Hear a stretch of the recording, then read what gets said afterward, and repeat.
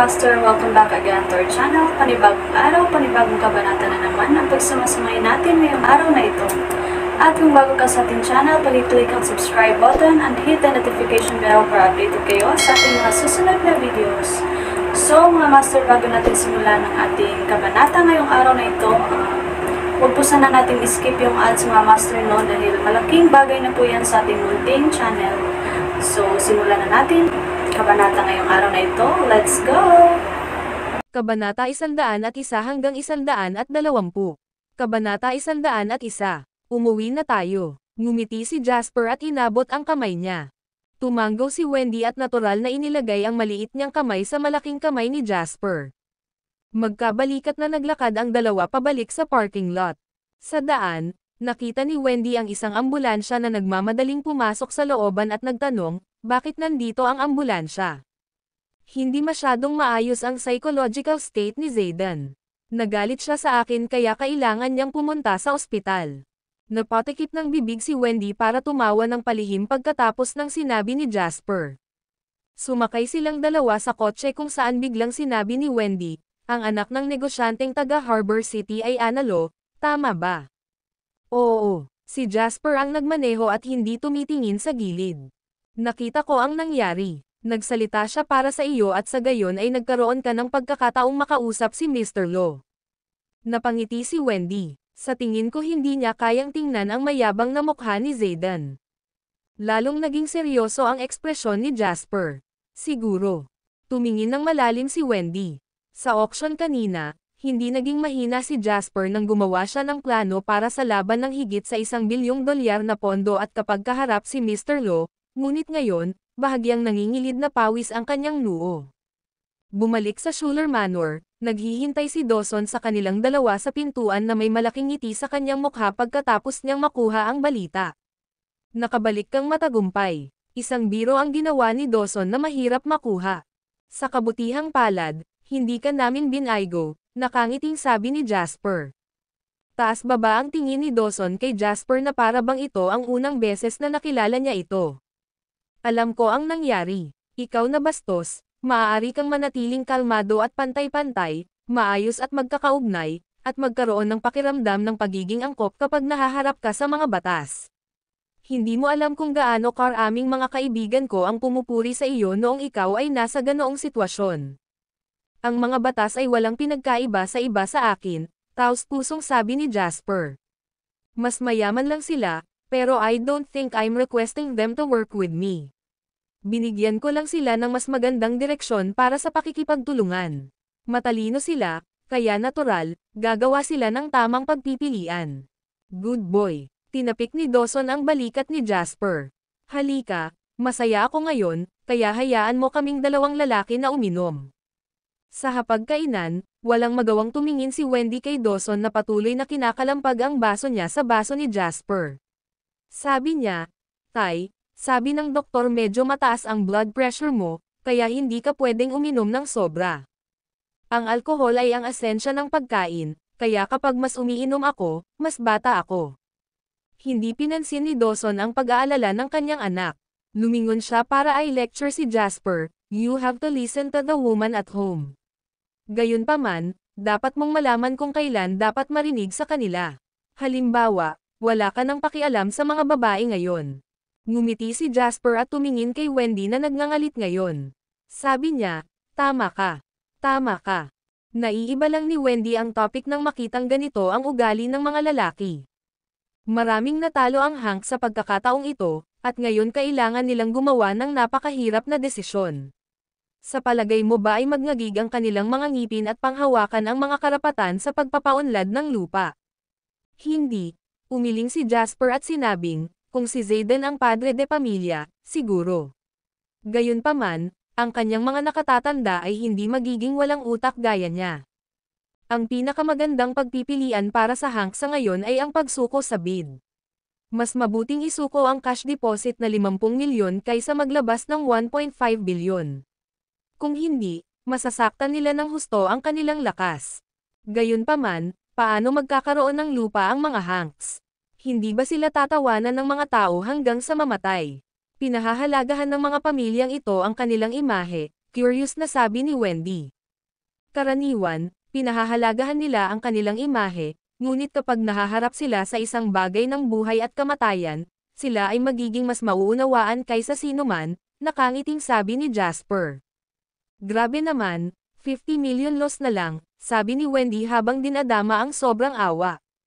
Marahan na tumawa si Dawson at sinabing, iwan mo na lang ito sa akin. Inangat ni na Jasper at Wendy ang kanilang mga ulo para tumingin. Napangiti si Dawson at sinabing, napakamayabang ng mga Hank sa loob ng maraming taon. Napakaraming tao ang hindi natutuwa sa kanila. Ngayon, sa wakas ay may pagkakataon na tayong talunin sila habang sila ay down, kaya paano magiging sapat ang 50 milyon? Ang video na ito ay edited by Urban Storytelling. Kabanata 102. Dahan-daang iminulat ni Zayden ang kanyang mga mata sa silid ng ospital. Ang taong nakita niya pagkatapos niyang idilat ang kanyang mga mata ay ang kanyang ama na si Silva.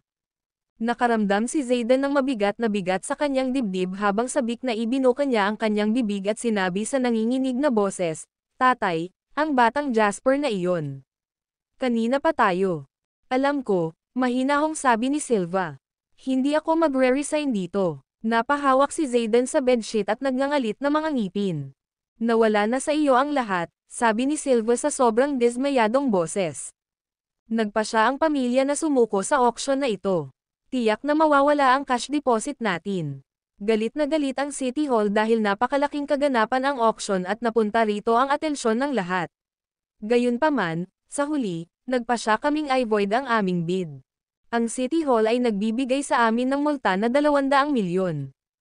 Hinding-hindi ako mapapatawad ng pamilya para sa 200 milyon na ito at sa pinagsama-samang 50 milyon, sabi ni Zayden sa nanginginig na boses. Nakapasok ka sa bitag niya simula pa noong una. Malungkot na napabuntong hininga si Silva. "Hindi ko akalain na magagalaw ng binata na nagngangalang Jasper si Zach Erilo. Ito ay isang malaking variable at ang susi para sa mga schoolers upang ibalik ang tubig. Gusto ko siyang patayin." Nagnganga ang ngipin ni Zayden. Galit na galit siya kaya nagiba ang boses niya. "Dapat umalis ka muna sa probinsya," mataray na sabi ni Silva. "Dad, sumusuko ka na rin sa akin. Saan ako pupunta kung aalis ako ng probinsya?" Nagmamadaling sabi ni Zayden.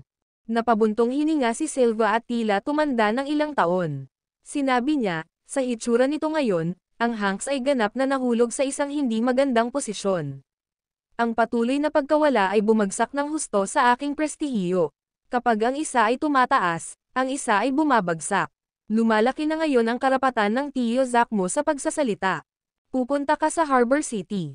Mayroon pa akong ilang mga mapagkukunan, at magpaplano ako para sa iyong hinaharap." Niloko ng mga batas ang publiko at marami silang karibal sa Harbor City. Tumingin ng malalim si Silva kay Zayden at sinabing, "May mga aral kang sunod-sunod, kaya sana ay lumago ka mula sa kanila.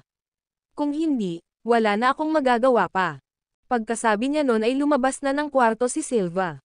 Nanlaki ang mga mata ni Zayden na tumitig sa puting kisame at umungol sa boses na may bahid ng matinding sama ng loob. "Jasper Lane, wait lang, wait lang.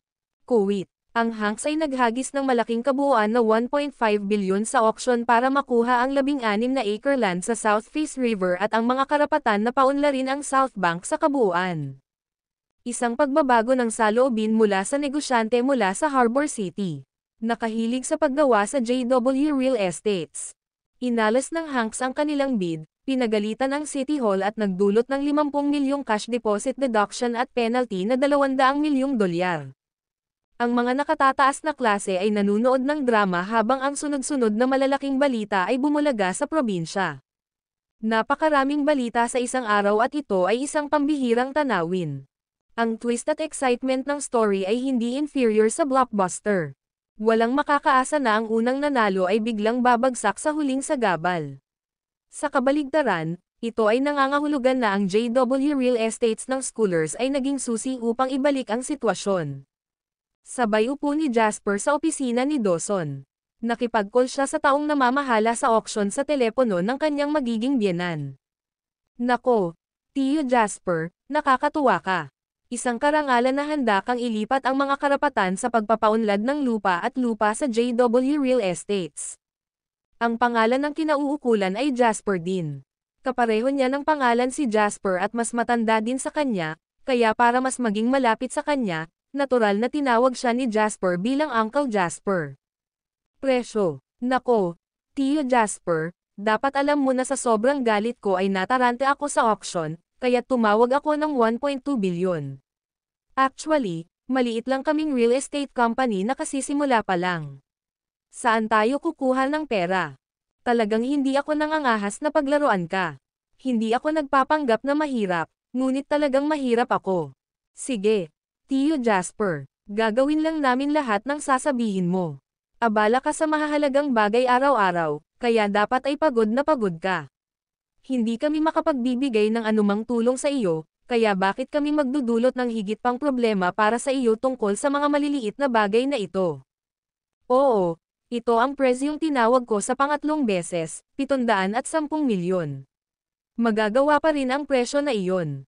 Talagang hindi natin kayang bayaran ang 1.2 bilyon. Sige, bumalik ka na sa negosyo mo ngayon, Tio Jasper. I treat kita ng kainan sa susunod. Hindi alam ni Dawson kung matatawa o maiiyak siya nang mapanood niya si Jasper na nakikipag-away sa taong namamahala sa auction. Gayunpaman, ang batang ito ay talagang magaling. Ibinaba niya ang 1.2 bilyon hanggang 710 milyon sa pamamagitan lamang ng pagiging bastos. Sino pa ba sa mundo ang makakagawa nito bukod sa kanya?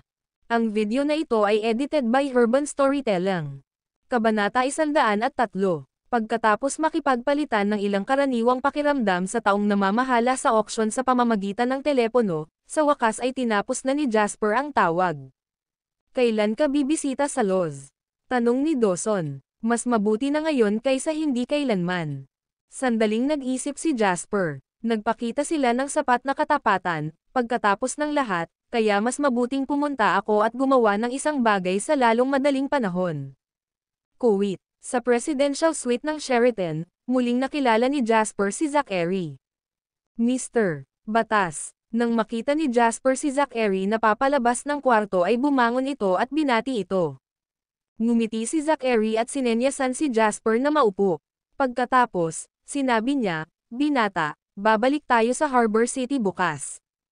Tanong ni Jasper, "Nakumpirma na ba ang investment agreement? Kung ikaw ang may karapatan sa pagpapaunlad ng lupa." "Oo, mayroon," nakangiting sabi ni Zachary. Taos-pusong sinabi ni Jasper, "Salamat sa iyong tulong, Mr. Lo. Hindi man lang ako tumulong sa'yo. Ang sitwasyon sa mainland ay hindi katulad ng sa Harbor City. Kahit na namuhunan na tayo dito dati, ang pangunahing core ay Harbor City pa rin. Dahil dito, kailangan pa rin nating makipagtulungan sa isang lokal na developer na may mas malaking lakas sa proyektong ito upang magkaroon ng kapayapaan ng isip." Samantala, ang Schoolers ay isang medyo malakas na kumpanya sa probinsya, kaya hindi ako nag-aalala. Mr. Batas. Saglit na natahimik si Jasper habang biglang nagsalita, "Kanina ko pa pinaplanong pumunta sa Harbor City dahil sa tingin ko pagkatapos ng bubble burst sa real estate market sa Harbor City 3 taon na ang nakakaraan, ang kasalukuyang sitwasyon sa merkado ay nasa isang bumagsak. Ito ang pinakamainam na oras para sa pangingisda sa ilalim. Sa oras ng pagpapasa, sa ilalim ng malisong pagmamanipula ng mga bayad, binalak nilang kunin sa Summerland ang Har City na ngayon ay mga guho at pinigan ng tuyo. Ito ay dahil 10 taon na ang nakalilipas, ang merkado ng real estate sa Harbor City ay umuunlad. Halos lahat ng mayamang pamilya at milyonaryo sa Harbor City ay nakikitungo sa industriya ng real estate. Bukod pa riyan, ang mga batas ay binansagan na God of Land sa Harbor City. Ang pangunahing dahilan kung bakit ito nangyari ay nais ng mga serbisyo na sipsipin ang kanilang mga dugo upang matuyo. Nais nilang pagsamasamahin ang lahat ng kabisera sa Harbor City sa industriya ng real estate bago ilabas ang lahat ng ito. Masasabing ninakaw nila ang lahat ng ipon na naipon ng Harbor City sa loob ng ilang dekada at iniwan nila ang Summerland sa mga guho. Gayunpaman, kahit na hindi sila nagkaroon ng kompletong tagumpay dahil sa maraming dahilan, ang real estate sa Harbor City ay ganap na nasira at sumiklab noong taong iyon. Iyon ang tuntunin ng ekonomiya, at walang makakapigil dito na mangyari. Dahil dito, Ang kasalukuyang presyo ng pabahay sa Harbor City ay hindi naiiba sa mga repolyo hanggang kay Jasper. Matapos marinig iyon ni Zachary, ngumiti siya at sinabing, "Binata, imposibleng makisawsaw sa industriya ng real estate sa Harbor City kung wala kang kapital." Ngumiti si Jasper at sinabing, "Talaga. Sa paghusga mula sa aking kasalukuyang mga ari-arian, talagang hindi sapat na makisawsaw sa industriya ng real estate sa Harbor City." Matapos idagdag ang lahat ng pera na mayroon si Jasper ngayon, maaari siyang makabili ng isang normal na piraso ng lupa sa Harbor City na may disenteng lokasyon. Iyon lang. Pagkatapos ng lahat, ang Harbor City ay talagang sentro ng ekonomiya sa silangan sa kasalukuyan. Ang mga pre-flourishing na presyo ng real estate sa mainland ay hindi maihahambing sa Harbor City. Kaya, ang iba pang dahilan kung bakit ako pupunta sa Harbor City ay sa tingin ko mayroong isang malaking pagkakataon sa stock market doon. Pagkasabi nun ni Jasper, naging solemn na ang ekspresyon ni Zachary. Para kay Zachary, hindi na normal na binata si Jasper. Ang pagkakakilanlan ni Jasper bilang isang misteryosong individual na shareholder sa pandaigdigang merkado ng langis na krudo ay sapat na upang ang isang tao ay hindi maglakas loob na maliitin ang kanyang opinyon sa merkado ng kapital. Hindi lahat ay may kakayahan at lakas ng loob na muli ang higit sa $1 bilyong na tubo mula sa malalaking bansa sa buong mundo at malalaking kapitalista. Pagkabalik mula sa auction, hiniling ni Zachary sa kanyang mga tao na tingnan ang mga detalye ng labanan sa mga krudo na mangyayari. Habang mas naiintindihan niya ang mga nangyayari, mas lalong nabigla si Zachary kay Jasper. Nakaranas si Jasper, ang kanyang pananaw ay mabangis at ang kanyang desisyon ay hindi natitinag. Ngayon, ang mga kasanayan sa pagmamanipula ng mga individual na shareholder ay ginagamit bilang isang klasikong halimbawa ng mga propesor sa mga institusyong pang-edukasyon ng pananalapi at ekonomiya sa panahon ng mga lektura. Kung hindi niya ito nakita ng sarili niyang mga mata, hindi maniniwala si Zachary na ginawa ito ng binatang kaharap niya na kasing edad ng kanyang mga anak. Nabanggit ko sa iyo ang tungkol sa pagkakataon sa stock market ng Harbor City. Ito ang pagkakataong makabawi sa halos 10 bilyong pagkawala na dinanas ng iyong pamilya noon. Parang confident ang tono ni Jasper. Seryosong tumingin si Zachary kay Jasper at sinabi sa mahinang boses, "Sinasabi mo ba na gusto mong gumawa ng index ng stock market?" Ang index ng stock market ay isang paraan upang mamuhunan. Halimbawa, ang stock market para sa Harbor City ay tinatawag na Hansel Index at ito ay pangunahing para sa buong merkado ng Harbor City. Kung tumaas ang market, tataas din ang Hansel Index. Kung bumaba ang market, bababa ang Hansel Index. Dahil ang kapaligiran sa pananalapi ng Harbor City ay ganap na ginagaya sa kanluran, maaari nilang gamitin ang pagtaas at pagbaba ng Hansel Index upang i-trade ang mga futures ng merkado sa kabuuan. Karaniwan, ituturing nila ang Hansel Index bilang isa sa mga produkto ng futures. Maaari nilang iwanan itong walang laman o maaari nilang gawin ang higit pa nito. Tumango si Jasper at sinabi, "Tiyak na magkakaroon ng malaking quotation ng presyo sa merkado sa maikling panahon." Ang dahilan kung bakit sigurado si Jasper ay ang dot-com bubble ay malapit nang sumabog. Tataas ang stock exchange ng mundo dahil sa ekonomiya ng internet. Kasabay nito, ang kumpanya ng internet ay mataas ang demand para sa mga stock investor. Gayunpaman, pagkatapos ng pagsabog ng bula, darating ang isang krisis sa pananalapi na dumaan sa buong mundo. Hindi masabi ni Jasper sa mga batas ang lahat dahil sa maraming dahilan. Hininaan ni Zachary ang kanyang boses at nagtanong, "Gaano kasigurado?" Ngumiti si Jasper at sinabing, "Mr. Batas, dapat mong malaman na walang 100% na katiyakan sa kapitalistang merkado." Tumango si Zachary at sinabi habang nadidismaya, "Talaga. Masyado akong padalos-dalos." Gayunpaman, ang mga batas ay naganap ng isang mabilis na pagkakataon upang mabawi ang pera mula sa lugar. 70% siguro. Ang sinabi ni Jasper ay nagpatahimik sa ekspresyon ng mukha ni Zachary. "Hahaha." Natawa si Zachary dahil akala niya ay banibiro siya ni Jasper. Sabi niya, "Oh, binata. Sige, hihintayin kita sa Harbor City. Kung ito ay tulad ng sinabi mo, ikaw ay magiging ang pinakamahalagang kaibigan sa mga batas." Bumangon si Jasper at sinabing mahinahon ngunit same time, Ang Old Master Law ay isang alamat sa buong buhay niya, at ang kanyang puso ay kasama ng kanyang bansa sa buong panahon. Bilang isang kababayan, I feel proud to have such a senior. Ramdam ni Zachary na mula sa puso niya ang sinasabi ni Jasper. Tumango siya at sinabing, hihintayin kitang pumunta sa Harbor City at mag-guest sa bahay namin. Ang aking ama ay walang nakilalang mga bisita sa loob ng maraming taon. Gayunpaman, tiyak na gusto niyang makilala ang isang mahusay na binata tulad mo. Ang video na ito ay edited by Urban Storytelling. Kabanata 105. Kung tutuusin, ilang panahon na ang nakalipas nang magsimula siyang gumawa ng gulo sa labas at hindi nang ahas na sabihin ito sa kanyang mga magulang, ang kanyang kapatid na babae ang palaging tumulong sa kanya sa pag-aalaga sa mga bagay na iyon. Minsan, iniisip niya kung siya ba ang nakatatandang kapatid na babae at siya ay ang kanyang nakababatang kapatid na lalaki. Quote. Ang lahat ng bagay sa lalawigan ay karaniwang natapos, at ngayon, ang natitira ay ibibigay sa mga nasasakupan upang hawakan. Siyempre, aayusin ni Dawson ang lahat ng ito. Dahil dito, dinala ni Jasper si Wendy pabalik sa lungsod. Ang tagal na rin nung bumalik sila.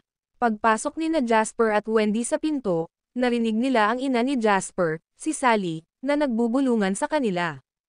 Kahit busy ka, kailangan mong magpahinga at kumain ng maayos. Saan kayo nagpunta nitong mga ilang araw? Nakita kong nakapatay ang mga ilaw sa katabi mong bahay. Hindi ko rin kayo nakitang dalawa. We were in the province these few days. Kasama namin ang tatay ni Wendy. Hinubad ni Jasper ang coat niya at isinabot sa rack habang nagre-reply. Nakilala mo na ba ang mga magulang niya? May kagalakan na nakasulat sa buong mukha ni Sally. Naalala mo bang magdala ng regalo? Nakalimutan mo na ba ang ugali mo? Kontento na ba sa iyo ang ama ni Wendy? Pabalik-balik na tanong ni Sally dahilan para mamula si Wendy. Mabilis niyang sabi, Sally, normal na meeting lang. Ang pangunahing layunin ng pagpupulong ay ang pakikipagtulungan sa negosyo. Hindi ito ang iniisip mo. Wendy, wala namang dapat ikahiya. Pag-usapan natin ito pagbalik ng ama ni Jasper. Let's decide a time for us parents to meet. Katakatakang sabi ni Sally. Hindi alam ni Jasper kung matatawa o maiiyak. Anong pagkikita ng mga magulang? Nanay, tigilan mo na ang pakikialam. Anong kalokohan ang sinasabi mo, anak? Gusto mo pa bang manatili si Wendy sa iyo nang walang katayuan? Hindi ako papayag, at dapat magkita ang mga magulang kapag malapit na ang oras. Ayon sa aming tradisyon, ang pamilya ng lalaki ay dapat pumunta sa bahay ng babae at imbitahan ang babae. Habang pinag-uusapan ito ni Sally, lalo siyang naging masaya. Gusto niyang tawagan muli si Charlie ngayon para pag-usapan ang pagpupulong ng mga magulang. Nang makita ni Jasper si Wendy na mahiyain tulad ng isang daga at gustong-gustong magtago, siya ay tuyong umubo. Nang may sasabihin sana siya ay tumunog ang telepono. Ang tumatawag ay si John. Ang tagal na raw kasi nilang magkita kaya gusto niyang yayain si Jasper sa isang gathering. Naririnig ni Jasper ang ilang nakatagong problema na hindi mabanggit ni John sa gitna ng kanyang mga yutal. Dahil dito, sumang-ayon si Jasper nang walang dalawang isip.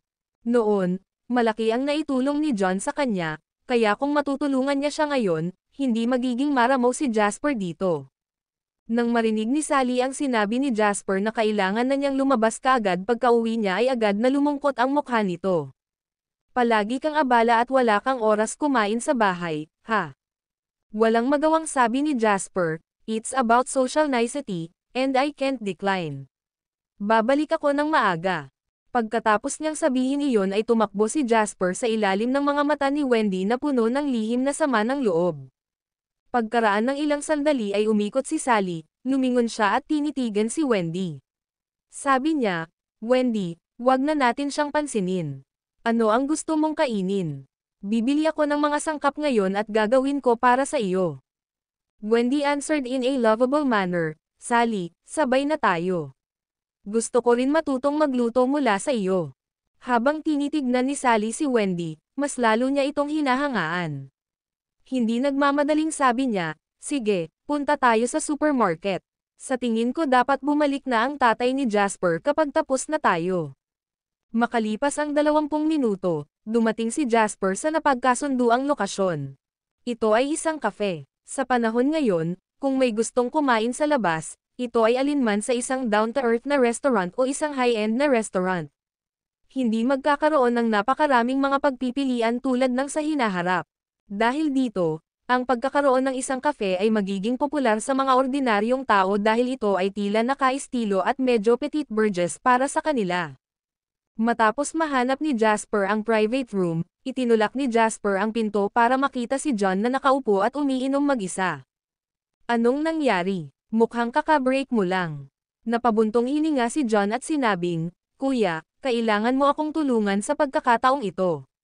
Kung hindi, tapos na ako. Ang video na ito ay edited by Urban Storytelling. Kabanata 106. Sabihin mo, nakikinig ako. Let me know what's going on, sabi ni Jasper sabay upo. Pinunasan ni John ang kanyang mukha at sinimulang sabihin kay Jasper kung ano ang nangyari sa kanya sa panahong ito. Unti-unti, naiintindihan ni Jasper ang nangyayari. Ang problemang naranasan ni John ay talagang dumarating sa kanya. Bagamat nanalo si Jasper ng malaking halaga ng pera pagkatapos ng laban kay Hugh sa Royceville, hindi kailanman binalak ni Hugh na pabayaan ang bagay na ito ng ganoon kadali. Gayunpaman, pagkatapos ng insidenteng iyon, si Jasper ay nasa probinsya o Cavern City, kaya hindi nakahanap ng pagkakataon si Hugh na maghiganti sa kanya. Dahil dito, si Hugh, nawalan ng $50 milyong, pagkatapos ay ibinuhos ang lahat ng kanyang galit at pagnanais na maghiganti kay John, na malapit kay Jasper. Kahit na si John ay kabilang din sa bilog, sa pagtatapos ng araw, siya ay isang presidente lamang ng sangay ng distrito ng commercial bank. Umaasa pa rin siya sa kanyang sweldo para sa kanyang ikabubuhay. Karaniwan, kapag ang mga kumpanya ay gustong kumuha ng mga pautang, kailangan nilang makita kung siya ay nasa mabuting kalagayan. Gayunpaman, sa totoo lang, ang mga milyonaryo na iyon ay hindi kailanman nagbigay ng labis na paggalang kay John. Dagdag pa, si Hugh ang unang umatake, kaya hindi malamang na may taong handang masaktan si Hugh para kay John. Ito ay dahil dito si Hugh ay naglaro ng ilang maruming mga trick at nagtakda ng isang bitag upang makuha ang mga detalye kung paano lumabag si John sa mga patakaran upang maaprubahan ang mga pautang para sa mga kumpanya. Pagkatapos, isiniwalat pa niya ito sa sangay ng lungsod. Ang mga tao ni Hugh ay kabilang sa mga pinuno ng sangay ng lungsod at matapang. Hinayla ni John ang ilang mga string ngunit isinara pa rin nila ang pinto sa kanyang mukha. Kung susundan siya ng pangkat ng investigasyon, mawawalan siya ng trabaho. Dahil dito, tinawagan ni John si Jasper dahil wala siyang pagpipilian. Totoo bang nilabag mo ang mga patakaran at inaprubahan mo ang mga pautang? Magkano? Tanong ni Jasper. Namumula ang mga mata ni John habang nagngangalit ang mga ngipin at umuungol. Hindi naman masyado, more than 3 million lang. Gayunpaman, ang mga hindi makatao na B***starred na walang konsensya ay magrereklamo pa rin sa buhay kahit na mayroon silang higit sa sapat. Mga walang kwentang babae silang lahat. Nilabag ko nga ang mga patakaran sa kanilang bahagi. Kung kailangan kong sumunod sa mga patakaran, kung gayon maraming kumpanya ang hindi magkakasya sa mga kinakailangan para sa mga pautang. Ang mga bagay sa mga kinakailangan ay maaaring hindi gusto ng pautang. Paano nila inaasahan na gagawin natin ang ating mga trabaho ng ganito? Ito ang mga unwritten rules sa industriya. Lahat ay magbubulag-bulagan dito. Magiging maayos ito hanggat walang nagdudulot ng anumang malaking gulo. Ang B***starred na si Hugh ay sadyang humiling sa isang tao na maglagay ng bitag para sa akin. Hindi estranghero ang taong iyon, kaya hindi ako nag-aalala na hindi siya magbabayad at iyon ang dahilan kung bakit inaprubahan ko ang utang. Sa huli, sino ang nakakaalam na kukunin ng taong iyon ang lahat ng pera at tatakbo? Hindi ko maibabalik ang pera, at ginagamit ni Hugh ang kanyang mga koneksyon para ibunyag ito sa sangay. So, ayon nagkagulo ako. Hindi umimik si Jasper habang nag-iisip. Nanatiling tahimik si John saglit, pagkatapos ay nanganga ang kanyang mga ngipin at sinabing, Kuya, ayos lang kung hindi mo ito maasisikaso. If worst comes to worst, aalis na lang ako sa trabaho ko bilang presidente. Umiling si Jasper at sinabing, kung talagang idinadawat ka nila, hindi bagay na mawalan ka ng trabaho o hindi. Baka madala ka pa sa kulungan kung hindi ito mahawakan ng tama. Pumuti ang mukha ni John. Nasa industriya siya, Kaya paanong hindi niya malalaman ang sensitivity ng mga bagay na ito sa pagbabangko? Kung inaprubahan niya ang mga pautang nang hindi sinusunod ang mga patakaran at ang mga tao ay tumakas, bilang isang pangulo, siya ay talagang ipapadala sa bilangguan. Pero huwag kang mag-alala, ngumiti si Jasper at pinakalma si John. Madaling alagaan ito. Gayunpaman, ang aking layunin ay hindi lamang upang pangalagaan ito. Ang isang taong tulad ni Hugh ay palaging magdaramdam ng sama ng loob sa isang tabi, at siya ay magiging time bomb para sa iyo at sa akin. Bakit hindi natin gamitin ang pagkakataong ito para mawala siya?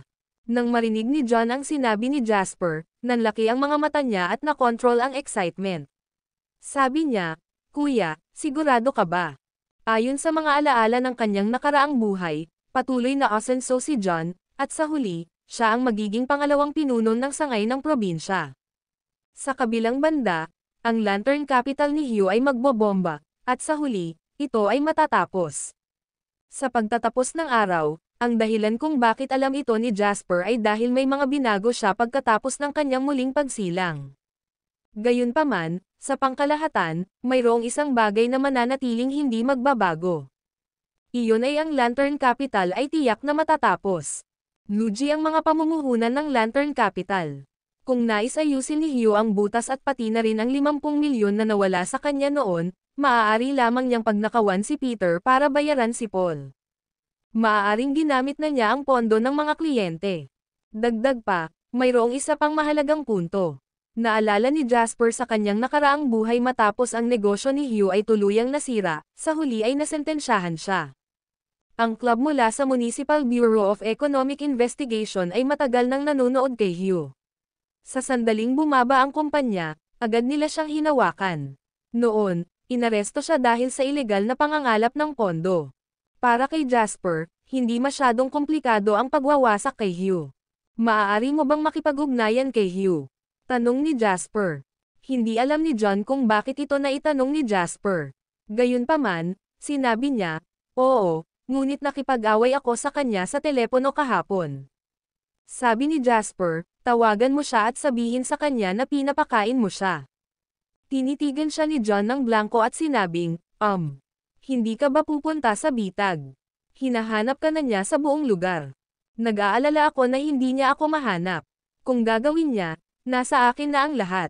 Tawagan mo na," sabi ni Jasper. Tumanggo si John at tinawag si Hugh. Sinadya din niya itong nilagay sa loudspeaker. Kaagad, dumaan ang tawag at ang malungkot at paos na boses ni Hugh ay tumunog mula sa telepono. "Jackson, bakit mo pa ako tinatawag? Hihingi ka ba ng awa?" Huminga ng malalim si Jack at pinigilan ang galit sa kanyang dibdib habang sinasabing, "I'm invited you to a meal." Natigilan si Hugh sa mga salita bago tumikim. "Isang pagkain. Hindi kita hahayaang makawala dito kahit lumuhad ka pa sa harapan ko. Dapat mong sisihin ang sarili mo sa pagsunod sa maling tao. Iisipin kong palayain ka kung mapapanto mo ang batang Jasper na iyon, hilingin sa kanya na yumuko sa akin, at humingi ng tawad sa akin." Tumingin si Jasper kay Jack. Malamig na sabi ni Jack, "Siya ang gustong makita mo." Nagkaroon ng katahimikan sa kabilang dulo ng telepono. Then, Hugh chuckled and said, "Talagang lumitaw ang batang iyon. Sige. Medyo ballsy siya para magkaroon ng lakas ng loob na makita ako. Bukas ng 2:00 ng hapon, magpapabook ako ng mesa sa Grand Millennium at ililibre ko siya ng pagkain. Tandaan na sabihin sa kanya na kung gusto niyang humingi ng awa, kailangan niyang humingi ng tseke na 80 milyong dolyar. Kung hindi, babuliin ko ang kanyang mga paa at hahayaan siyang gumapang palabas ng pinto." Pagkasabi niya nun ay ibinaba na niya ang phone. Sinabi ni Jack na may pag-aalala, si Hugh ay may ilang koneksyon sa mafia. Hindi ba't medyo mapusok tayo sa paggawa nito? Ngumiti si Jasper at sinabing, "Mas mabuting ilagay sa ilalim ng mesa ang mga panlilinlang na iyon." "So ano ang dapat nating gawin ngayon?" tanong ni John. "Maghanap ng 2 makaranasang stock trader at sundin lang ang aking mga tagubilin bukas," mahinang sabi ni Jasper. "Alam kong ang Lantern Capital ay may isang pangunahing holding share. Kaya, ibababa natin ito para sa kanya bukas. Mga kliyente niya ay madarama ang apoy na sumasakop sa kanilang mga kilay bago pa man siya makaramdam ng pagkabalisa." Tuwang-tuwang sinabi ni John, "Kuya, Aasahan kita sa pagkakataong ito. Ngumiti si Jasper at sinabing, nasa ganitong posisyon ka rin dahil sa akin, kaya dapat kitang tulungan hanggang dulo. Habang sinasabi niya yon, tumayo si Jasper. Halika, pumunta tayo sa isang lugar. Saan? Curious na tanong ni John. Ang Securities Commission sa lungsod. Ang video na ito ay edited by Urban Storytelling. Kabanata 107. Are you? Napatingin si John kay Jasper na parang alam niya ang iniisip niya. Hehe, sa tingin mo ba ay may malinis na background ang isang tulad ni Hugh? Ngumiti nang walang pakialam si Jasper. Pagkatapos, pumunta silang dalawa sa Securities Commission. Kung bakit sila pumunta doon, sila lang at ang presidente ng Securities Commission ang makakaalam. Kuwait, kinabukasan sa opisina ni John. Nanginginig sa takot ang dalawang kabataang katentong lang sa lipunan. Malinaw na unang pagkakataon nila ito sa opisina ng Pangulo at gumawa ng mga personal na bagay para sa Pangulo. Damn it, pinapaboran sila ng presidente ngayon. Naaalala mo na ba ngayon? Mukhang seryoso ang ekspresyon ni John. Naibigay na sa inyong dalawa ang account at target shares. Kapag nagsimula ang pangangalakal sa hapon, pumasok at agad na martilyo ang palengke. Hammer it as low as you can. Mabilis na tumango ang dalawang binata. Huwag kang mag-alala, sir. Madali lang ito, kaya siguradong gagawa tayo ng maayos. Gayunpaman, dahil martilyo natin ang merkado, paano ang kabisera? Isa sa dalawang kabataan ang nagpahayag ng kanilang pag-aalala. Ito ang stock market, at kung wala silang kahit daan-daang milyong kapital, hindi sila magdudulot ng ripple. Iminuwestro ni John sa kanila na tingnan ang kapital sa kanyang account sa back-end.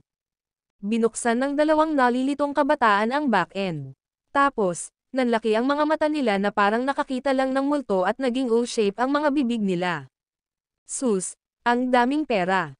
2 bilyon. And hindi pa ako nagkaroon ng ganito kalaking pera para maglaro dati.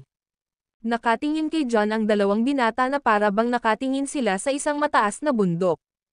2 bilyong dolyar. Walang ordinaryong tao ang makakakita ng ganito kalaking pera sa kanilang buhay. Anyway, hindi naman mahirap ang task na inabot sa inyong dalawa. Magiging maayos ka kung gagawin mo ito ng maayos.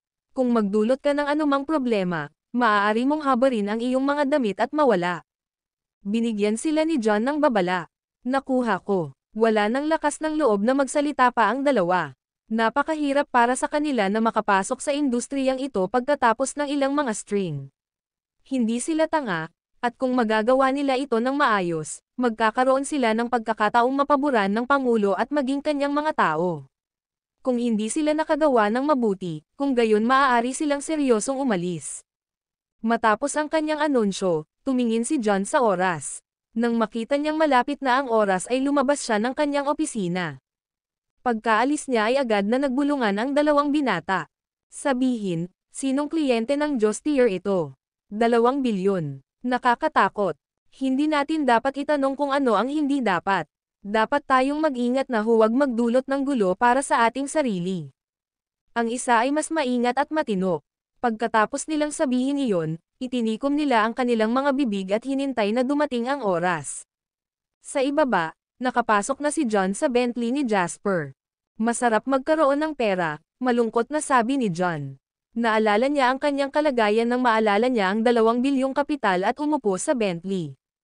Parehong may mga pakinabang at disadvantages, both have their troubles, natatawang sabi ni Jasper. Tumango si John at kinakabahang sinabi, sigurado ka bang magiging maayos ito? Huwag kang mag-alala, may kakayahan ba talaga siyang patayin tayo? Walang pakialam na sabi ni Jasper. Malakas na tumango si John nang maisip niya ito.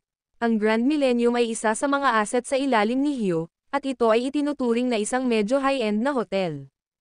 Huminto ang sasakyan ni Jasper sa may entrance, at lumabas silang dalawa. Pagkalabas nila ng elevator para pumunta sa reserved private room, ramdam ni Jasper at John ang tensyon sa hangin. May mga tao sa magkabilang gilid ng koridor.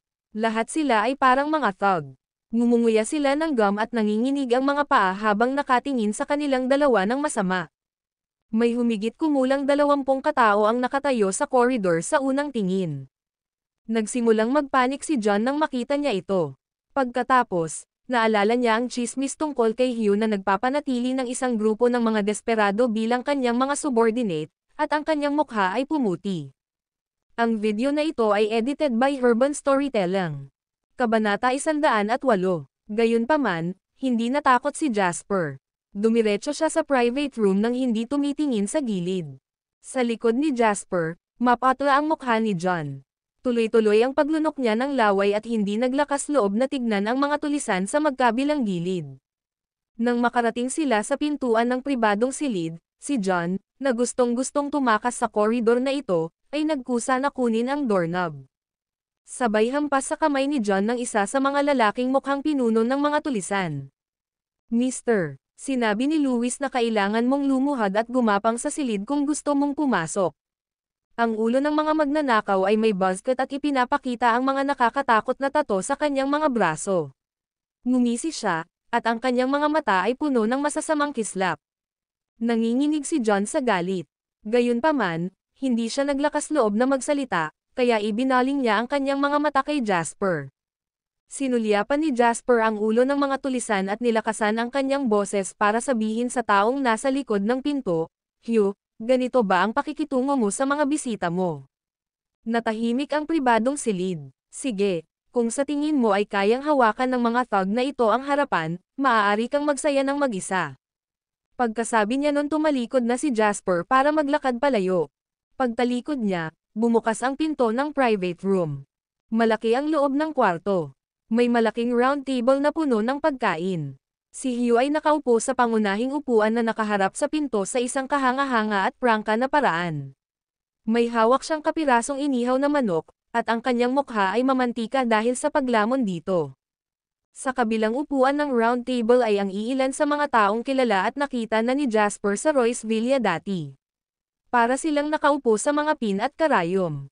Sa likod ni Hugh ay may ilang matatangkad at matitibay na bodyguard. Siya ay may ugali ng pinuno ng mafia. "Haha, sorry. Ang mga tauhan ko ay walang bait.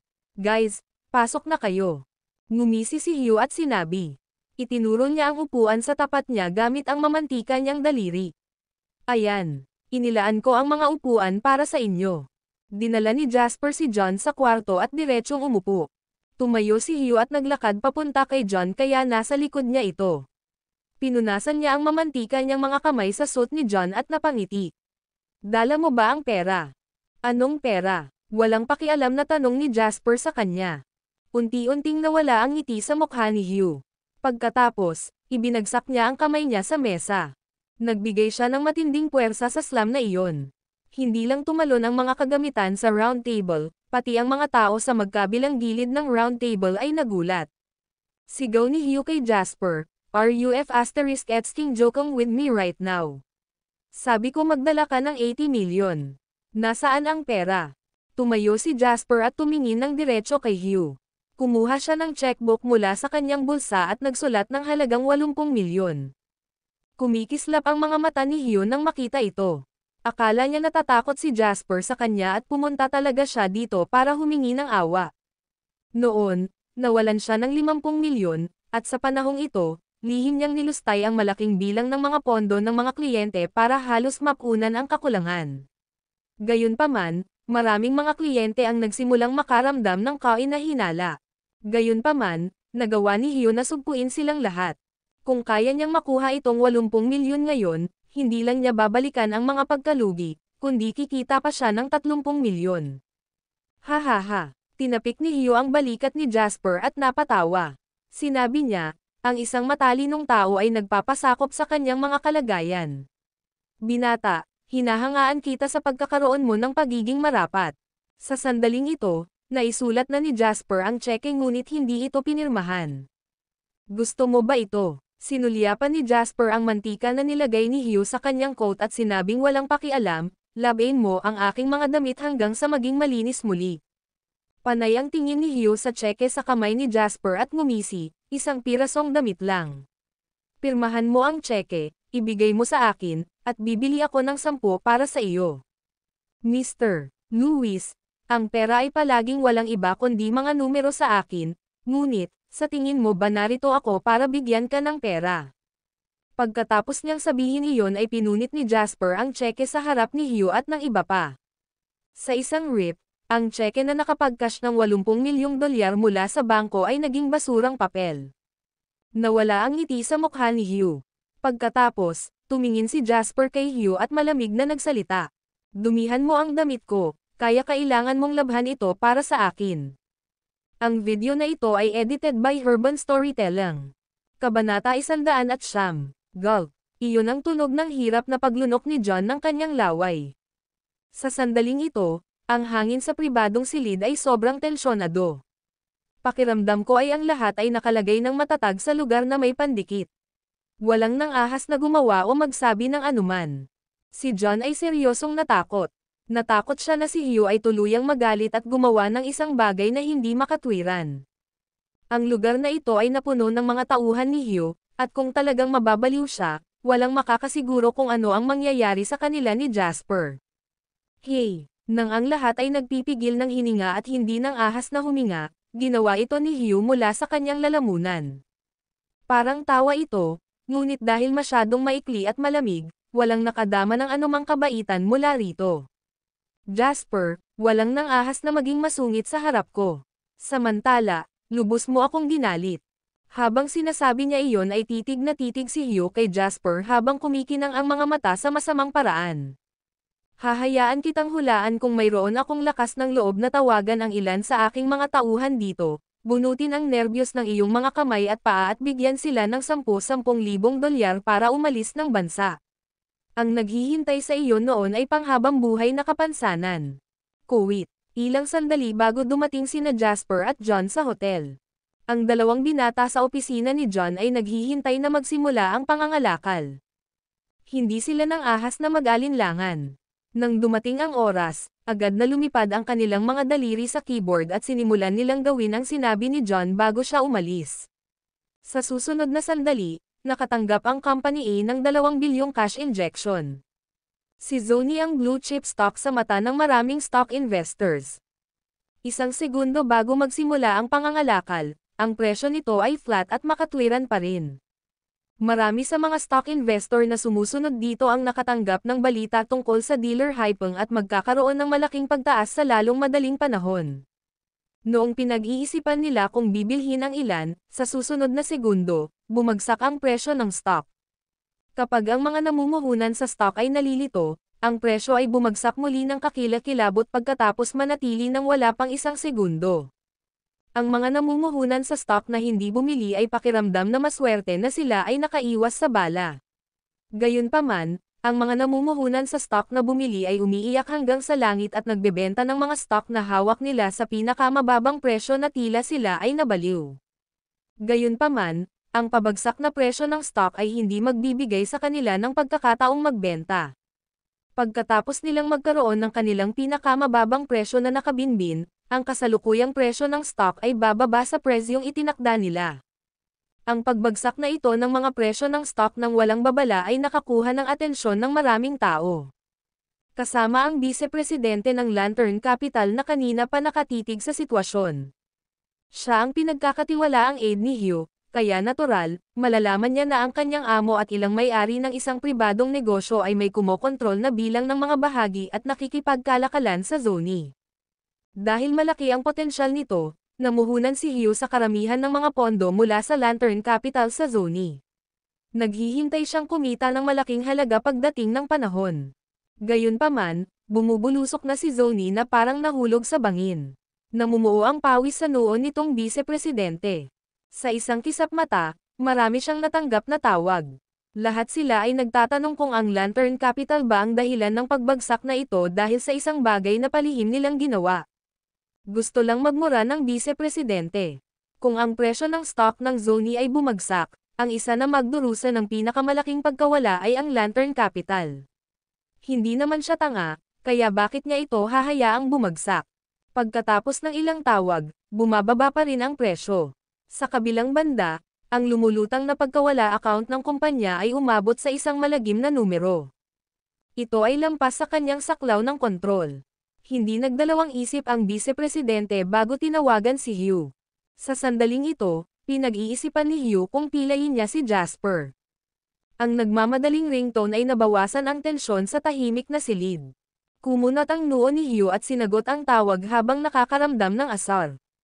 Gayunpaman, pagkatapos marinig ang agarang ulat mula sa kabilang dulo, dahan-daang nagbago ang ekspresyon ni Hugh. Ang kaibahan noon ay ang mga mata ni Jasper na nagiging kalmado. Paano ito posible? Hindi makapaniwalang ungol ni Hugh. Tapos, para siyang bumalik sa katinoan. Hinawakan niya ang kwelyo ni Jasper at umungol, "Ikaw ba? Ginawa mo yon kay Zonnie." Ang video na ito ay edited by Urban Storytelling. Kabanata 110. Ikaw ba ang naging dahilan ng pagbagsak ni Zonnie 10 minuto pagkatapos magsimula ang pangangalakal? Ang galit na galit ni Hugh ay naging sanhi ng pagbabago ng ekspresyon ng lahat. Zonnie, ang isa kung saan ang Lantern Capital ang dealer at may pangunahing holding shares. Narinig ko upang mabawi ang 50 milyong pagkawala, inilagay ni Hugh ang lahat ng kanyang pera dito. Paano ito bumagsak? Kahit na walang malaking merkado ang Zonnie, imposibleng makontrol ang presyo ng walang ilang bilyong dolyar. My gosh, seryoso silang nagsasagawa ng mga marahas na hakbang upang harapin ang isang sitwasyon. Ang daming hindi naglakas loob na magsalita dahil kay Hugh ay parang mga pusa sa mainit na bubong ng lata. Nagsimulang magbago ang lahat ng ekspresyon nila. Biglang hindi na nagpanik si John sa karamihan. Naglabas pa siya ng sigarilyo at sinindihan bago masayang humila. Sa pagtingin sa mga tao sa paligid ng mesa na labis na nabigla, kilabot, o pagkamangha, biglang gustong tumawa ni John. Gusto niyang pagtawanan silang lahat. Ang mga taong ito ay walang ideya kung gaano nakakatakot si Jasper. Sa kabilang banda, itinaas ni Jasper ang kanyang kamay para tanggalin ang mga kamay ni Hugh bago sinabing walang pakialam, "You're involved with Zonnie." Paumanhin, hindi ko nagustuhan ang kumpanyang iyon kaya sinira ko ang merkado nito. Ngayon, baka hayaan kong mawala ito ng ilang daang milyong dolyar. Pakiramdam ni Hugh ay parang pinunit ang puso niya pagkatapos sabihin iyon ni Jasper. Tiningnan niya si Jasper nang may galit at nagngangalit ang mga ngipin. Aniya, nasa Zonnie ang buong kapalaran at buhay ko. Kung dudurugin mo, kukunin mo ang buhay ko. Masyadong masama, kung gayon. Bahagyang tumawa si Jasper. Inangat niya ang kanyang mga mata para tingnan si Hugh na parang asong baliw. Marahan niyang sinabi, "O baka naman lumuhad ka sa harap ko. Kung maganda ang mood ko, baka mag-ipon ako ng ilang barya para gastusin mo habang buhay." Jasper, si Hugh ay tuluyang nawalan ng malay. Sumigaw siya, "Papatayin kita." Tumahimik ka. Biglang umungol si Jasper. All this while, hindi mabilis o mabagal ang tono ni Jasper. Ito ang unang pagkakataon na ginamit niya ang kanyang boses para tuluyang madaig si Hugh. "Kung ako sa iyo, iniisip ko kung ano ang gagawin sa iyo ng mga namumuhunan pagkatapos ng napakalaking pagkalugi. Aagawin ba nila ang nerbiyos mo o balatan ka nila ng buhay?" Dahil sa sinabi ni Jasper, namutla ang mukha ni Hugh. Malinaw niyang ang pera mula sa Lantern Capital ay nagmula lahat sa mga namumuhunan, at wala sa mga taong iyon ang dapat ma-provoke. Kung lumabas ang balita tungkol sa nangyari ngayon, ganap na matatapos si Hugh Lewis. Bakas ang matinding takot sa mga mata ni Hugh. Nanginginig ang mga labi niya habang sinasabi, "You're a devil." "Salamat sa papuri," dahan-daang sabi ni Jasper. "Sa tingin mo nanalo ka?" Biglang sabi ni Hugh. "Kung hindi," tanong ni Jasper. "Ha ha ha ha." Inangat ni Hugh ang mukha niya at napangiti. Itinuro niya ang labas ng silid at sinabing, "Lahat ng tao sa labas ay inayos ko. Oo, tapos na ako at magsasara na ang Lantern Capital bukas, pero ano? Bago iyon, gusto kitang patayin. Masisisi mo lang ang sarili mo sa pagiging ganid. Nasunog mo lahat ng tulay, kaya huwag mo akong sisihin sa pagiging malupit ko." Sabi ni Hugh habang tumatawa ng masama. Ang ilang mga tao sa bilog na mesa ay umiiling habang nagbubuntong hininga. Kahit ang galing ni Jasper, unfortunately, hindi pa rin siya ang karibal ni Hugh. Ang paghila ng carpet ay mahusay, ngunit sa pagtatapos ng araw, ang isang mabagal na lunas ay hindi tumutugon sa kasalukuyang emergency. Napatingin kay Jasper ang mga taong nag-uusap, at napuno ng awa ang kanilang mga mata. Lahat ng tao dito ay nasa ilalim ni Hugh, at ang mga nasa labas ay mga desperado na seryosong gagawa ng kahit ano sa halagang $10,000 lang. Tapos na si Jasper sa pagpilit kay Hugh sa dead end. Inexperienced pa siya, hindi tulad naming mga senior. Kung hindi, hindi siya pupunta dito. Sapat na ang pagmamanipula nito mula sa dilim. Hindi niya kailangang harapin ang mga panganib na ito kung gagawin niya iyon, hindi ba? Nang marinig iyon ni John habang hinihit-hit niya ang kanyang sigarilyo, mas gusto niyang tumawa. Gusto niyang tumindig at sabihin sa mga tanga na iyon na sa simula pa lang ay pumasok na sila sa bitag ni Jasper. Ang panghuling counterattack ni Hugh ay bulgar na claptrap lang para pasayahin ang karamihan. Gayunpaman, hindi niya magagawa iyon, kaya nahihirapan si John na hawakan ang kanyang sarili. Bang! Sa sandaling ito, sinipa ang pinto ng silid at same time na lumapit kay Hugh ang isang pangkat ng mga uniformadong opisyal. Ang video na ito ay edited by Urban Storytelling. Kabanata 111. Ikaw ba si Hugh Lewis? Matigas na tanong ng leader ng team kay Hugh. Gulat na napatingin sa kanya si Hugh at tumingin sa koridor. Napagtanto niyang wala nang makita ang mga lalaking kasama niya. Hindi maipaliwanag, ang ekspresyon ni Hugh ay naging kakilakilabot na para bang isang krisis ay babagsak sa kanya anumang oras. Tinatanong kita kung ikaw si Hugh Lewis. Sigaw ng opisyal. Yes, nahihirapang sagot ni Hugh. Alam niyang kung nagawang magpakita ng mga taong ito sa harapan niya, dapat mayroon na silang konkretong patunay ng kanyang mga krimen. Hugh Lewis, mayroon kaming sapat na patunay upang maghinala na sangkot ka sa iligal na pangangalap ng pondo at pagmamanipula ng mga presyo ng stock sa dilim. Ito ang iyong summon. Sumama ka sa akin, sabi ng opisyal sa malalim na boses. Mahigpit na nagngangalit si Hugh at tumingin kay Jasper ng may galit. Siya ay humungol, na nagsasabing, naayos mo ba ang lahat ng ito? Walang pakialam na sinabi ni Jasper, labag ka sa batas, kaya hinihiling mo lang ito. Humalaklak si Hugh, kung hindi dahil sa iyo, paano magiging posible na magpakita sila sa tamang oras? Stop quibbling, ikaw ang may gawa nito. Hugh, hindi ka pa rin nagsisisi kahit malapit na ang kamatayan. Hindi kami nagtatrabaho sa ilalim ng isang tao, kaya walang makapagsasabi sa amin kung ano ang gagawin. Actually, matagal ka na naming pinagmamasdan. Ikaw lang din. Egotistic at hindi napapansin, malamig na sabi ng opisyal. Tumawa ng baliw si Hugh at sinabing, Bullsh asterisk T. Ang pera ng mga yan ay para sa akin ipuhunan. Sinasabi mo na minamanipula ko ang presyo ng stock. Si Jasper ang totoong manipulator. Kung hindi, paanong biglang bumagsak si Zoni?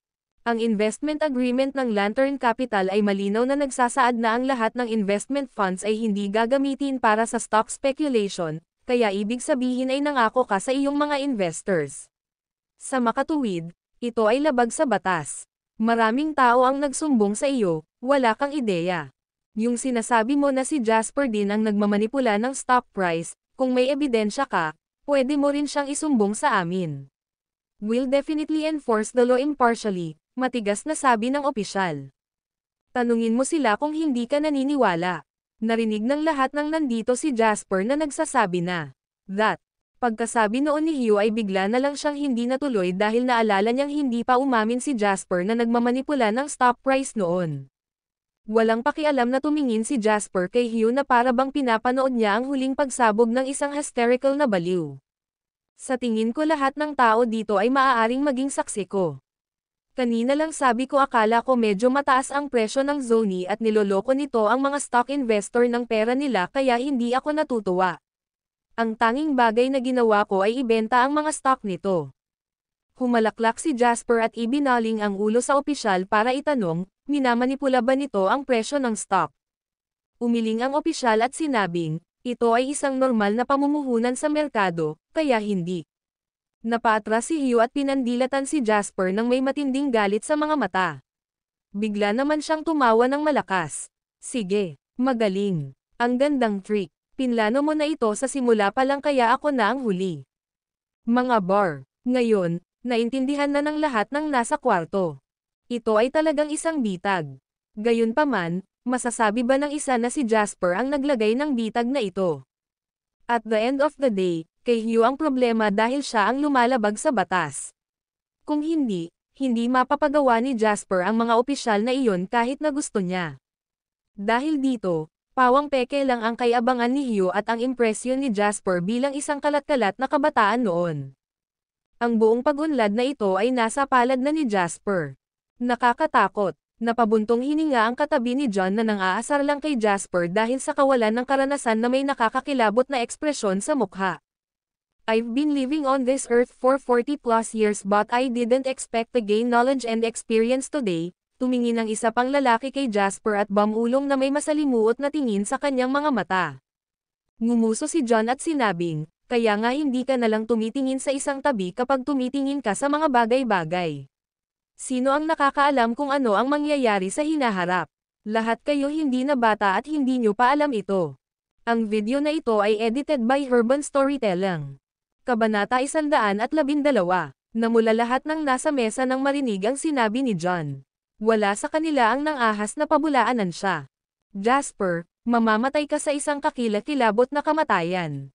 Nang isipin niya kung paano magtatapos ang kanyang mataas na posisyon at malaking kayamanan dito ngayon at ang naghihintay sa kanya ay ang oras ng pagkakulong, tuluyang nawala sa kanyang isip si Hugh. Sinuntok niya si Jasper na parang baliw na aso at parang gusto niyang kalagkarin si Jasper pababa. Gayunpaman, nakatayo si Jasper sa kanyang pwesto nang hindi gumagalaw. Ito ay dahil ang mga opisyal sa isang tabi na kanina pa naghihintay at nag-iimbot ay agad na hinarap si Hugh sa sahig. Dalhin mo siya. Ikinumpas ng pinuno ang kanyang kamay, at sa makatuwid, si Hugh ay dinala habang siya ay sumisigaw at nagmumura ng tuloy-tuloy.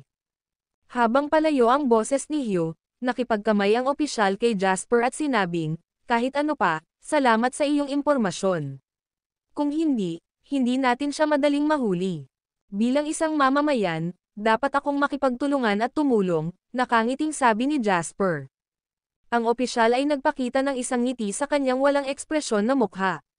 Pagkatapos, mahigpit niyang sinabi, we'll support legal businesses, and at the same time, we will also provide the best environment for you guys. Gayunpaman, hindi namin hahayaan ang anumang ilegal na aktibidad na magpatuloy. Tumanggaw si Jasper at sinabing, gaya ng nararapat.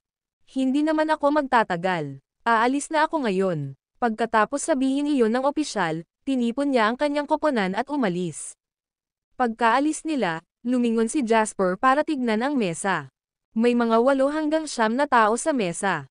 Kahit na hindi na babalik ang host na si Hugh, walang nang-ahas na umalis bago magsalita si Jasper.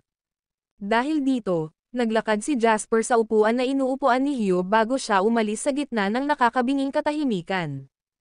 Ipinatong niya ang kanyang braso sa likod ng upuan at pinagmasdan ang mukha ng lahat. Tapos, tumawa siya ng mahina. Ano pang hinihintay mo? Ipagpatuloy mo ang pagkain kung nagugutom ka pa at kung hindi, umalis ka na. Nakahinga ng maluwag ang lahat pagkatapos sabihin iyon ni Jasper. Kung tutuusin, parang kinakampihan nila si Hugh dahil dito sila nakaupo. Kahit na wala silang sinabi, sapat na patunay ang kanilang presensya. Ngayon, ganap na natapos ni Jasper si Hugh ng mabilis at mahusay. Walang nakatitiyak kung maghihiganti si Jasper sa kanila sa hinaharap.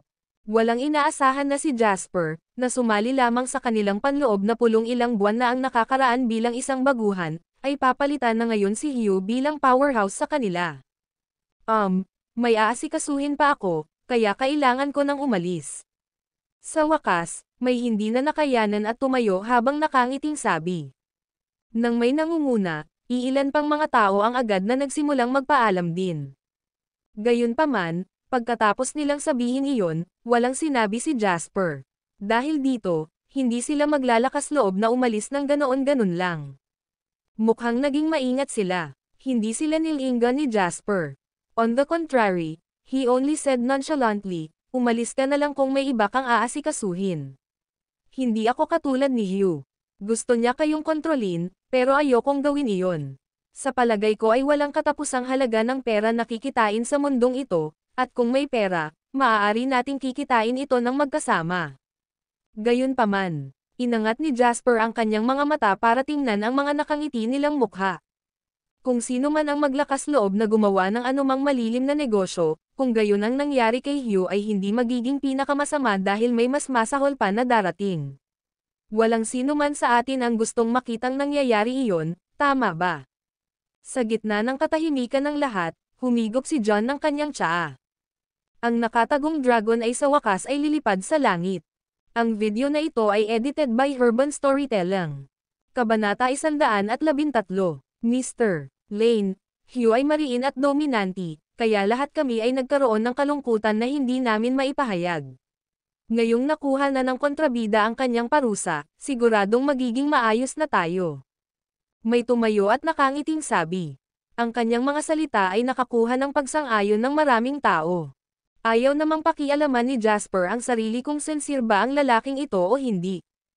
Ang lawa ng lungsod na ito ay masyadong maliit upang mapaunlakan ang kanyang paglaki at pagunlad. Ang mga taong ito ay nakatakdang mabuhay sa ibang mundo kaysa sa kanya sa hinaharap. Pumunta ka na. Kinawayan ni Jasper ang kamay at lumabas ng kwarto kasama si John. Sa lobby ng hotel, tinanong ni Jasper si John, kailangan mo ba akong maghanap ng magtatanong tungkol sa iyong loan kerfuffle? Mabilis na sinabi ni John, hindi na kailangan. Ang hirap noon kasi pinagmamasdan ako ni Hugh. Ngayong natalo na siya, malaki na ang pagkakataon ko para makawala dito. Nagtatrabaho ako sa industriyang ito sa loob ng napakaraming taon at magkakaroon ng ilang mas matatandang mas mataas na pahalagahan ako. Dagdag pa, ito ay isang bitag, pagkatapos ng lahat. Matapos itong ayusin, naramdaman ni John na malaki ang utang niya kay Jasper. Wala na siyang pisngi para guluhin si Jasper. Gayunpaman, siya ay natatakot sa lihim, dahil naramdaman niya mula sa tono ni Jasper na magiging walang kahirap-hirap para sa kanya na asikasuhin ito. Nadama ni John na ito ay mapangahas. Kailan ba nakarating si Jasper sa ganoong kataas na antas? Tumanggaw si Jasper. Mula sa mga alaala ng kanyang nakaraang buhay, nagawa ni John ang kanyang daan patungo sa posisyong pangalawang pinuno ng sangay ng probinsya bago magretiro ng may karangalan at kaluwalhatian. Sapat na iyon para patunayan na may something siya sa kanya. Mr. Lane, hindi ko alam kung paano ako magpapasalamat para dito. Baka hindi mo na ako kailanganin sa hinaharap, pero kung kailangan mo, sabihin mo lang sa akin at hindi ako magdadalawang isip na dumaan sa tubig at tumapak sa apoy para sa iyo. Sincere na sabi ni John. Tumawa si Jasper at sinabing, hindi kita tinulungan para lang makabawi ka sa akin in the future. Naramdaman ko lang na nag-awit ka lang dito dahil sa akin. Hindi mo masasabi yan. Pagkatapos ng pangyayaring ito, marami akong naintindihan. Alam ko na ngayon na hindi ako makakaasa sa mga kapatid na kainuman ko kapag may krisis ako. Umiling si John at malungkot na bumantong hininga. Ang isang kaibigang nangangailangan ay tunay na kaibigan, nakangiting sabi ni Jasper. Matapos ipahayag ni John ang kanyang matinding pasasalamat para kay Jasper, naghiwalay sila ng landas sa harap ng hotel. Pagka-uwi niya, nagtanong si Sally nang makita niya si Jasper, bakit ka bumalik mag-isa? Sumagot si Jasper, nasa probinsya kami sa buong oras na ito at maraming bagay na nangyayari sa opisina, kaya hindi na nakabalik si Wendy sa oras. Dapat marami kang trabaho. Paano mo may iwan si Wendy na mag-isa sa opisina samantalang ikaw ay bumalik na mag-isa? Agad namang nadismaya si Sally. Nay, anak mo ako, walang magawang sabi ni Jasper. Mas mahal si Wendy kaysa sa iyo. I wanted to have a daughter back then but you Lanes have a feudal way of thinking and insisted on a boy, sabi ni Sally habang bahagyang nanghihinayang. Umupo si Jasper sa sofa at may nakita siyang ilang piraso ng gusot na tissue paper sa coffee table. Nagtatakang tanong niya, Nay, umiiyak ka ba? Anong nangyari? Umupo si Sally at bumantong hininga. Sinabi niya na may malungkot na hitsura sa kanyang mukha, patay na si Rose Peters. Rose Peters? Sino si Rose Peters? Kumunat ang noo ni Jasper at sinubukang hanapin ng isip ang impormasyon ng taong ito sa pamilya at mga kaibigan na malapit sa kanyang pamilya. Siya. Itinuro ni Sally ang telebisyon at bumantong hininga. Siya ay napakagandang tao. Nagustuhan namin ng tatay mo ang mga skits niya. Bukod sa mga skit ni Mr. Roberts, ang sa kanya ang pinakamaganda. Ang sikat na aktres na si Mrs. Rose Peters na minamahal ng lahat ay pumanaw kaninang madaling araw dahil sa lung cancer.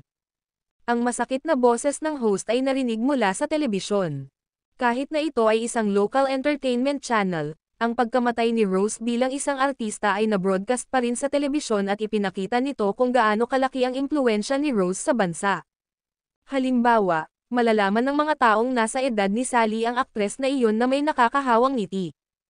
Oh, siya. Hindi alam ni Jasper kung matatawa o maiiyak. Hindi niya naintindihan. Ang taong ito ay walang kamag-anak sa kanila, kaya bakit ang kanyang ina ay umiyak ng labis na malungkot sa kanyang pagkamatay. Sa tingin ko siya lang ang qualified na maging artista at bida. Tingnan ang mga kabataan sa telebisyon ngayon. Mga androgynous bell at whistles lang sila. Paano sila matatawag na mga bituin? Gayunpaman, mahal na mahal ninyo silang mga kabataan at tinatawag ninyo ang inyong sarili na mga grupo. Sa tingin ko kailangan ninyong mag-isip ng maayos gamit ang inyong mga utak. Habang nakikinig sa kanyang ina na nagtatanong sa panlasa ng mga kabataan, natatawa si Jasper at sinabing, "Nay, outdated ka na. Maghintay ka lang, sa mga susunod na taon, iyon ang mga tunay na androgynous, at ang mga tagahanga ay." Pagkasabi niya nun, natahimik bigla si Jasper. Makalipas ang 2 taon, sa pag-unlad ng ekonomiya, tataas ang antas ng pamumuhay ng bawat isa at sasalubungin ng showbiz ang pag-usbong nito bago ito tunay na umunlad. Pagkatapos, sa pagtatapos ng 2020, sinuman sa mga kilalang tao na may malaking tagasunod ay magiging mga cash cow. Ang mga kilalang tao na magiging sikat sa huling bahagi ng 2020 ay malamang na nagdurusa sa kahirapan o kahirapan ngayon. Kung sumabak siya sa entertainment industry, baka wala na siyang kailangan pang gawin.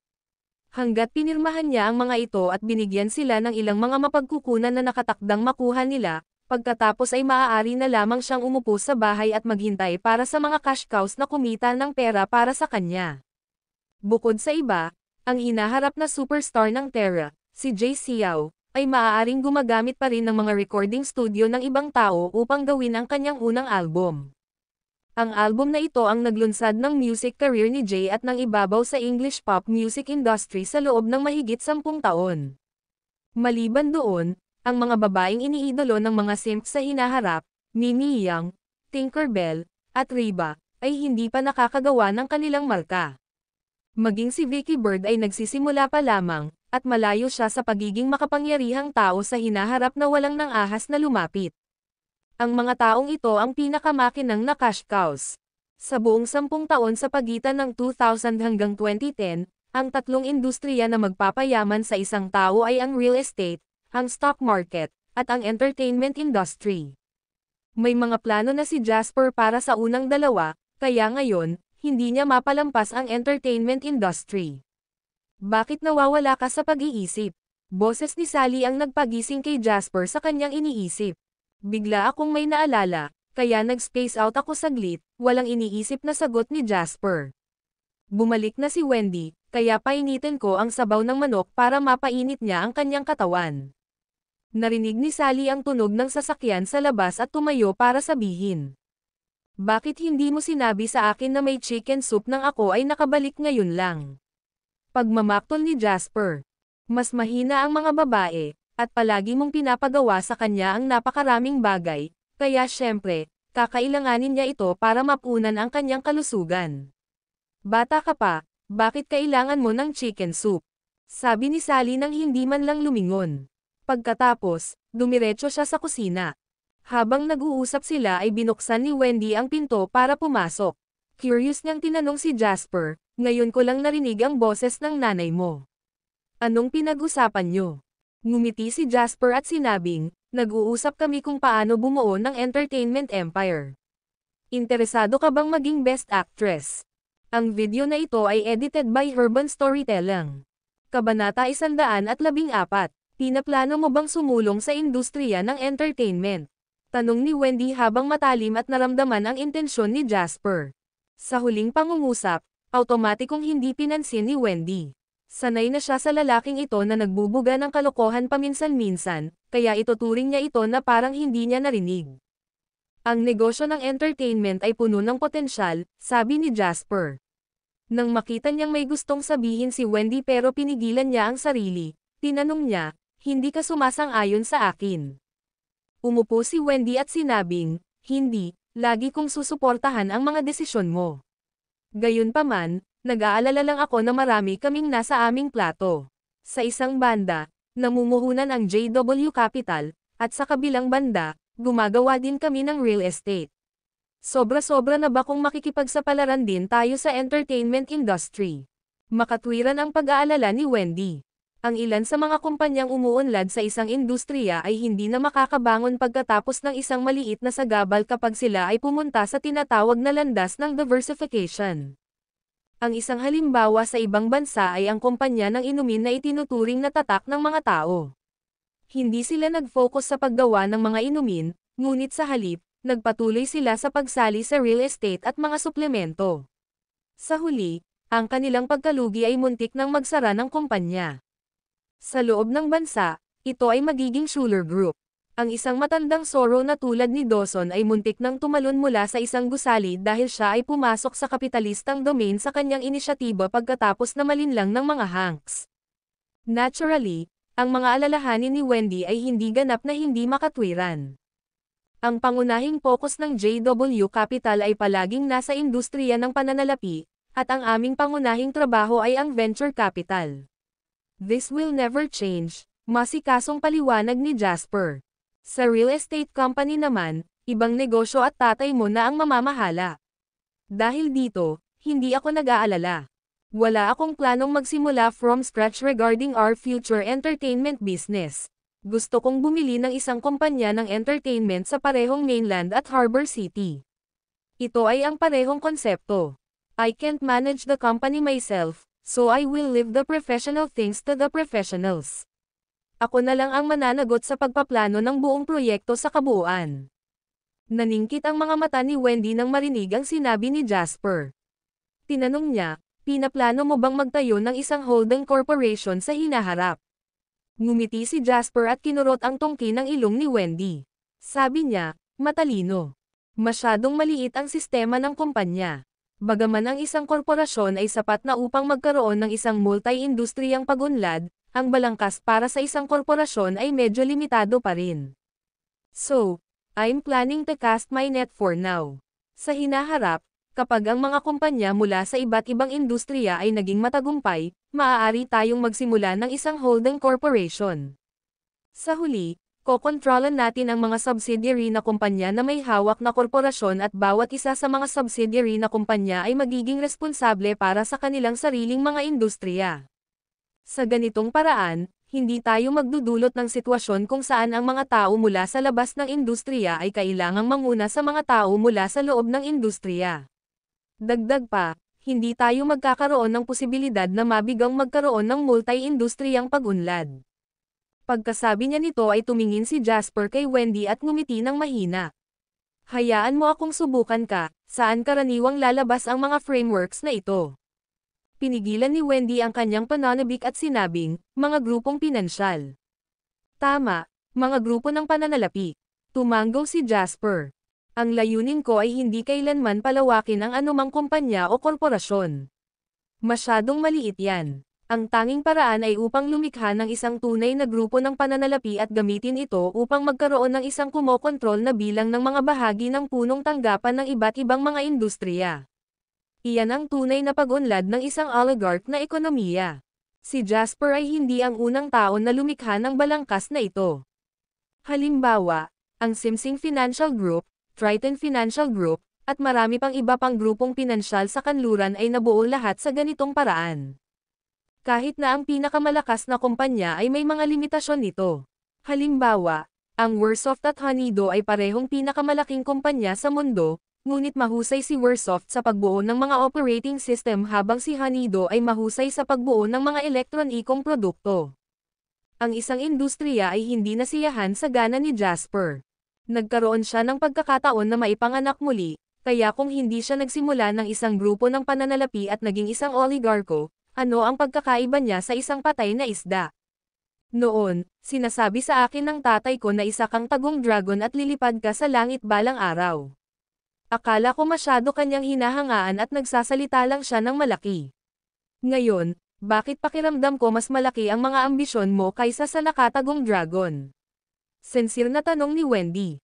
Tumawa si Jasper at sinabing, nakausap ko na ang tatay mo, at hihilingin namin sa pinuno ng Financial Affairs na magtrabaho ng kalahating taon sa JW Capital. Ituturing namin ito bilang pansamantalang paglipat. Kailangan mong matuto mula sa kanya sa 6 na buwang ito. Galit na sabi ni Wendy, sa tingin mo ba wala akong kakayahan? Mabilis na sabi ni Jasper, hindi iyon. Nag-aalala ako na hindi mo kakayanin ang mga bagay pagkatapos lumago ang mga industriya sa ilalim ng aming pangalan. Ang video na ito ay edited by Urban Storytelling. Kabanata 115. Talagang hahayaan ko ang isang profesional na mamahala sa pangkalahatang sistema. Gayunpaman, bukod sa aking mga magulang at sa iyo, hindi ako magtitiwala sa sino man na mamamahala sa pananalapi. Mahinang ungol ni Wendy. Natutuwa siya sa katotohanang pinagkakatiwalaan siya ni Jasper gaya ng pagtitiwala niya sa kanyang mga magulang, ngunit sa halip, sinabi niya, kukunin ko lahat ng pera mo kapag hindi ka nanonood. Kung ano man ang akin ay sa iyo rin, nakangiting sabi ni Jasper.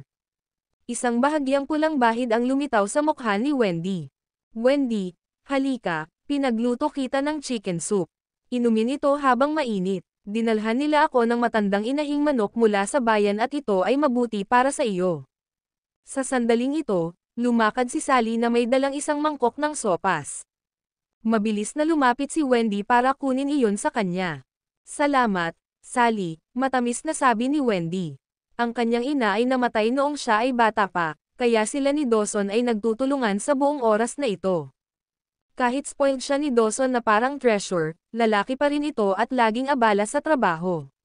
Bukod sa materialistikong mga bagay, masasabing hindi niya naibigay kay Wendy ang pangangalagang kailangan nito sa buhay.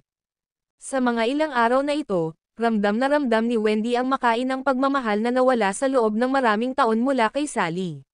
Natural na malapit siya sa kanya. Si Sally ay nagniningning sa tuwa habang mainit niyang sinabi, sabihin mo lang sa akin ang anumang gusto mong kainin sa hinaharap. Huwag mong problemayan ang sarili mo. Okay. Humigop ng kaunti si Wendy sa sabaw ng manok na matagal nang niluluto sa mahinang apoy. Naramdaman niya ang mainit na pakiramdam na dumadaloy hanggang sa pinakamalalim na bahagi ng kanyang puso. Natuwa si Sally nang makitang umiinom ng sopa si Wendy. Pagkatapos, inutusan niya si Jasper, go, call your father over for dinner. Wala nang ginagawa ang matandang iyon pagkatapos niyang pumunta rito. Nangisda siya o naglalaro ng chess kasama ang kanyang mga kaibigan. Hindi niya alam na bumalik kahit oras na para sa hapunan. Kuwait. Makalipas ang 3 araw, Province International Airport.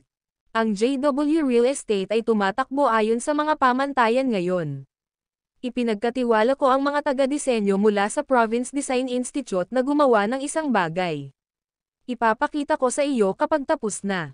Sabi ni Dawson kay Jasper. Tumango si Jasper at sinabing, no rush. Maya-maya, darating na ang mga taong gumagawa ng amusement park ng Loz. Maaari tayong makipag-usap sa kanila dahil kung tutuusin, ang mga batas ay nagsimula sa real estate. Mas malalaman nila kaysa sa atin. Tumawa si Dawson at sinabing, huwag kang mag-alala. Babantayan ko ang JW Real Estate, para walang problema. Aalis na ako, mahinang sabi ni Jasper kay Wendy. Pagkatapos tumango, sinabi ni Wendy, bumalik ka kaagad. Ngumiti si Jasper at kumaway kina Dawson at Wendy bago pumasok sa security check lane. Nako, ang bastos na iyon. Kakasimula pa lang ng JW Real Estate at hinihiling niya sa akin na magtanong tungkol sa anumang mga kumpanya ng entertainment na ibinebenta dahil sa masamang negosyo. Gaano karaming impormasyon ang mayroon siya sa kanyang utak. Malungkot na napabuntong hininga si Dawson. Maaari niyang ipagmalaki ang kanyang sarili bilang isa sa ilang matagumpay na tao sa mundo ng negosyo. Gayunpaman, nang tumingin siya kay Jasper, pakiramdam niya ay tumatanda na siya. Sabi niya, gusto niyang makapasok sa entertainment industry.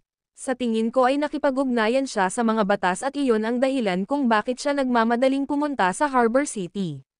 Narinig kong nakatingin siya sa isang entertainment company na magsasara at ibebenta. Nagsalubong ang kilay ni Dawson. Wala siyang anumang opinyon tungkol sa pagpasok ni Jasper sa entertainment industry, ngunit pakiramdam niya ay may masamang mangyayari dahil naalala niyang ipinadala rin ng mga hunk si Zayden sa Harbor City. Gayunpaman, pinaalalahanan na niya si Jasper. Sa paghusga sa kanyang personalidad, sino man sa mundong ito ay magdaranas ng pagkawala bago niya. Napataas ang kilay ni Dawson nang maisip niya iyon.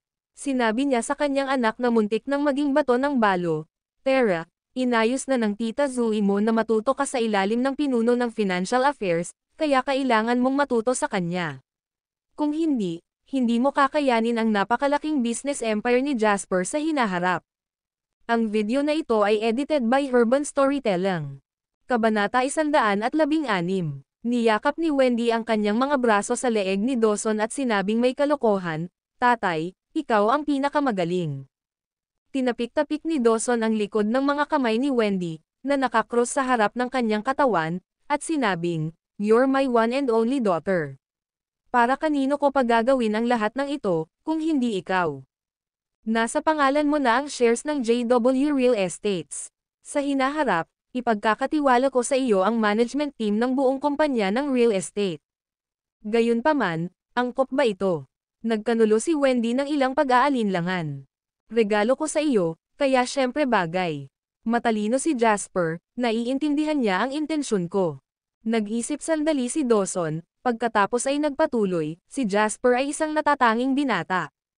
Ang kanyang kinabukasan ay hindi limitado sa lalawigang ito lamang.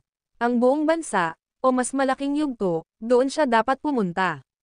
Gusto kong samantalahin ang pagkakataon ngayon upang ayusin ang isang malaking dot para sa iyo upang kahit saan man mapunta si Jasper sa hinaharap, palagi kang may sapat na awtoridad na magsalita. Kumunat ang noo ni Wendy at sinabing, "Tay, hindi ko pa naiisip ang ganito kalayuan. Isa pa, hindi ganoong klaseng tao si Jasper." "Palagay ko hindi rin siya," komento ni Dawson, nakangiti. "Gayunpaman, dahil siya ay napakahusay na binata, sa tingin mo ba ay magkakaroon siya ng kakulangan ng mga philanderers at malaswang babae sa paligid niya? Kahit na manatiling tapat siya sa iyo hanggang sa huli, hindi ka magkukulang ng mga karibal. Ang mga bahagi ng JW Estate, pati na rin ang hinaharap na Schuler Group ay ang mga bargaining chip na ibinibigay ko sa iyo. Hindi ito para sa iyo para magsikap para sa pabor. Ito ay para sa iyo na laging may sapat na upang takutin ang mga babaeng gustong mapalapit sa kanya, upang sila ay umatras kapag nalaman nila ang napakalaking posibilidad laban sa kanila." Kuwait. Nakatanggap ako ng impormasyon sa loob na si Silva ay ganap na nagretiro at hindi na namamahala ng anuman sa loob ng pamilyang Hanks. Gayunpaman, si Zayden Hanks ay ipinadala sa Harbor City, kaya kailangan mong mag-ingat. Sa eroplano, bahagyang pinaikit ni Jasper ang kanyang mga mata, inalala ang balitang ibinigay sa kanya ni Dawson bago umalis. Tila ba talagang nilayon ng pamilyang Hanks na panatilihin ang ilang matagal na impluwensya? Bago ganap na binitawan ni Silva ang kanyang posisyon, ginamit niya ang huli niyang mga mapagkukunan at koneksyon para ipadala si Zayden sa Harbor City. Tiyak na umaasa siya kay Zayden na magbukas ng mga bagong prospect sa Harbor City para iplano ang kanilang pagbabalik, mag-ama. Mula dito, maituturing din ni Jasper ang kanyang sarili bilang nakakuha ng pananaw sa kapangyarihan ng ganitong uri ng malaki, malalim na pinag-ugatan ng pamilya. Talagang totoo na ang mga lumang institusyon ay namatay ng husto. Kahit na sa puntong ito, ang abot ni Silva ay maaari pa ring umabot sa Harbor City. Gayunpaman, ang kasabihang agos ng Harbor City ay tumakbo ng maraming beses na mas malalim kaysa sa probinsya. Malakas ang mga ito kaya hindi pa rin naglakas loob ang pamilya ng Lon na ipahayag ang sarili bilang hari ng Harbor City. Ano ang magagawa ni Zayden Hanks na mag-isa sa loob ng Harbor City, kahit na mayroon siyang kabisera na ibinigay sa kanya ni Silva? Ang mga ito ay mga ravings lamang ng isang baliw. Sa pag-angat ng eroplano sa himpapawid, ipinikit ni Jasper ang kanyang mga mata at pansamantalang isinantabi ang mga gawain ng pamilya Hanks. Mahirap pa rin ang laban niya sa Harbor City. Makalipas ang 3 oras, tuluyang lumapag ang eroplano sa Harbor City International Airport. Paglabas niya ng airport pagkatapos dumaan sa customs, mula sa malayo, napansin ni Jasper ang isang Rolls-Royce na kitang-kitang pumarada sa gilid ng kalsada. Sa Harbor City, maaaring ipasadiyan ng isa ang mga numero at titik sa kanilang sariling mga plaka. Halimbawa, ang isang kotse na may isang solong numero 9 sa plaka nito ay pagmamay-ari ng isang tycoon sa industriya ng entertainment ng Harbor City. Makikilala ito ng sino man kahit saan, ito ay nagkakahalaga ng $13 milyong ng harbor. Higit pa rito, ang plaka ng Rolls-Royce sa harap ng kanyang mga mata ay kilala ng lahat sa Harbor City. Batas. Ang 3 titik na ito ay kumakatawan sa pamilya ng batas. kung tungkol sa halaga ng partikular na plaka ng lisensyang iyon. Maliban kung sila ay galit, walang sino man ang magsasaalang-alang na subukang bilhin ang plaka ng lisensyang ito, anuman ang presyo. Katumbas iyon ng death wish. Mainla, Mr. Lane, ikaw, maganda ang reputasyon mo. Si Henry Lo, na nakatayo sa tabi ng kotse, ay nagsalita tungkol sa ugali bago niya napagtanto na mali ang sinabi niya. Matapos itama ang sarili, kahoy pa rin ang mukha sa sama ng loob. Ito ang kotse ni Old Master Lo. Hiniling niya sa driver na sunduin kagamit ang sasakyang ito para ipakita kung gaano ka pinahahalagahan ng pamilya ng batas. Ang nagsalita ay si Ana Lo. Ang video na ito ay edited by Urban Storytelling. Kabanata 117. Pakiabot ng aking pasasalamat sa matandang Panginoon sa ngalan ko, taos-pusong sabi ni Jasper kay Ana. Bagaman ang mga batas ang humiling para sa kanya, tinatrato nila siya ng may sapat na paggalang sa lahat ng aspeto anuman. Si Jasper ay hindi isa na may labis na opinyon sa kanyang sariling kakayahan. Iginagalang niya ang Old Master Lo, at ang kanyang mga salita ay binibigkas mula sa puso. Dapat mong ihatid ito mismo sa matandang master, nakangiting sabi ni Ana. Sige, little sis, sinundo mo yung lalaki, aalis na ako. Sinamantala ni Henry ang pagkakataong sabihin ito ng paakay na si Jasper sa sasakyan. Kumunat ang noo ni Ana at sinabing, gusto ni Lolo na imbitahan si Jasper para sa hapunan sa bahay ngayong gabi. Saan ka tumatakbo? Oh shucks, alam din ni Lolo na hindi ako mahilig sa mga ganitong okasyon. Nakapagplano na ako sa isang kaibigan, kaya aalis muna ako. Nang matapos itong sabihin ni Henry ay nagmamadali siyang umalis. Napabuntong hininga si Ana. Pagtalikod niya, pumasok siya sa kotse. Sa parehong sandali na pinaandar ng driver ang kotse, sinabi ni Ana kay Jasper na humihingi ng tawad, kapatid ko, siya ay medyo bastos, kaya't mangyaring huwag pansinin siya. Hindi naman. Sa paraang nakikita niya, hindi kami mga individual mula sa parehong mundo. Hindi nakakagulat na baka wala tayong pag-uusapan. Malinaw na naiintindihan ito ni Jasper. Bukod sa kanyang grupo ng mga bastos, sino pa ang kapareho niya sa mundo? Malungkot na sabi ni Ana. Habang nakaupo sila sa sasakyan, may malabong pabango ng babae na nagmumula sa gilid niya. Ang halimuyak na ito ay hindi nakakaulol at dala nito ang bahagyang amoy ng pabango. Tiyak na nagsusuot ng pabango ang mga ordinaryong babae dahil hindi lahat ng babae ay may natural na halimuyak sa katawan. Tulad ni Wendy, hindi siya mahilig gumamit ng pabango dahil natural ang amoy ng kanyang katawan. Pero iba ito para kay Ana. Ang pabango sa kanyang katawan ay dinagdagan ng halimuyak ng kanyang sariling katawan, na lalong nagpabango. Kahit na hindi ito mabigat, ang antas ng intensity nito ang siyang pinakanakahatak sa puso. Nakaramdam ng discomfort si Jasper na nakaupo sa iisang sasakyan na magkalapit silang dalawa. Sa sobrang lapit nila ay kitang-kita ng dalawa ang hininga at pintig ng puso ng isa't isa. Ito ang unang pagkakataon na pumunta ka sa Harbor City. Ito ang unang pagkakataon na nasa Harbor City ako. Ibinuka ng dalawa ang kanilang mga bibig at sabay na nagsalita, pagkatapos ay tumigil din ng sabay. Nagkatinginan, nagsimulang tumawa ang dalawa. Ang kaninang awkward ngunit kaakit-akit na kapaligiran ay agad na naglaho. Magsalita ka muna, mahinang sabi ni Ana. Bahagyang ngumiti si Jasper. Gusto kong sabihin na ito ang unang beses kong pumunta sa Harbor City at hindi ako pamilyar sa lugar. Gusto kong hilingin sa iyo na dalhin ako sa Harbor City mamaya. Nabalitaan ko na ang Victoria Harbor ang pinakamaganda sa gabi. Namula ang mukha ni Ana. Tumanggo siya at sinabing, I was just about to say the same. Ako ang magiging tour guide mo kapag libre ka bukas. Habang masayang nagkukwentuhan, tahimik na yumandar ang sasakyan sa kalsada at unti-unting umalis sa mataong lungsod. Sasson Road, Repulse Bay. Bilang nangungunang pinakamayamang distrito ng Harbor City, halos lahat ng apat na pinakamayaman at pinakamakapangyarihang pamilya sa Harbor City ay nanirahan dito. 33 ang tirahan ng pamilya ng batas. Sa Harbor City, makikita mula sa pabahay ang malaking agwat sa pagitan ng mayaman at mahihirap. 79% ng mga tao sa Harbor City ay nanirahan sa masikip na mga silid ng kabaong, na ang mga miyembro ng pamilya ay talagang nagtatambak sa isa't isa. Para sa isang malaking pamilya tulad ng mga batas, Ang lugar na inookupahan ng kanilang bahay ay labis na ang kanilang kayamanan ay tumaas sa loob ng mayamang daungang lungsod na ito. Pagpasok sa gate ng villa at paglampas sa garden lawn, dumating si Jasper sa pintuan ng villa. Nagulat siya, si Zachary Lo na mismo ang naghihintay sa pintuan. Ang pagkilos na ito ay nagpakita na ang mga batas ay talagang tinatrato siya bilang isang kilalang panauhin. Ang video na ito ay edited by Urban Storytelling. Kabanata 118. Jasper, nagkita ulit tayo. Tumawa ng malakas si Zachary nang makitang bumaba ng sasakyan si Jasper. Habang nagsasalita siya, ngumiti siya ng buong puso habang mariing nakipagkamay kay Jasper at tinatapik ang balikat ni Jasper gamit ang kanyang libreng kamay. Ngumiti si Jasper at sumagot, "Ikinalulungkot ko na abalahin kita sa pagdating ko sa Harbor City ngayon." Nakangiti ring bumalik si Zachary at sinabing, "It's no bother. Responsibilidad naming i-host ka bilang may-ari ng lugar na ito." With that, iginiya ni Zachary si Jasper papunta sa manor.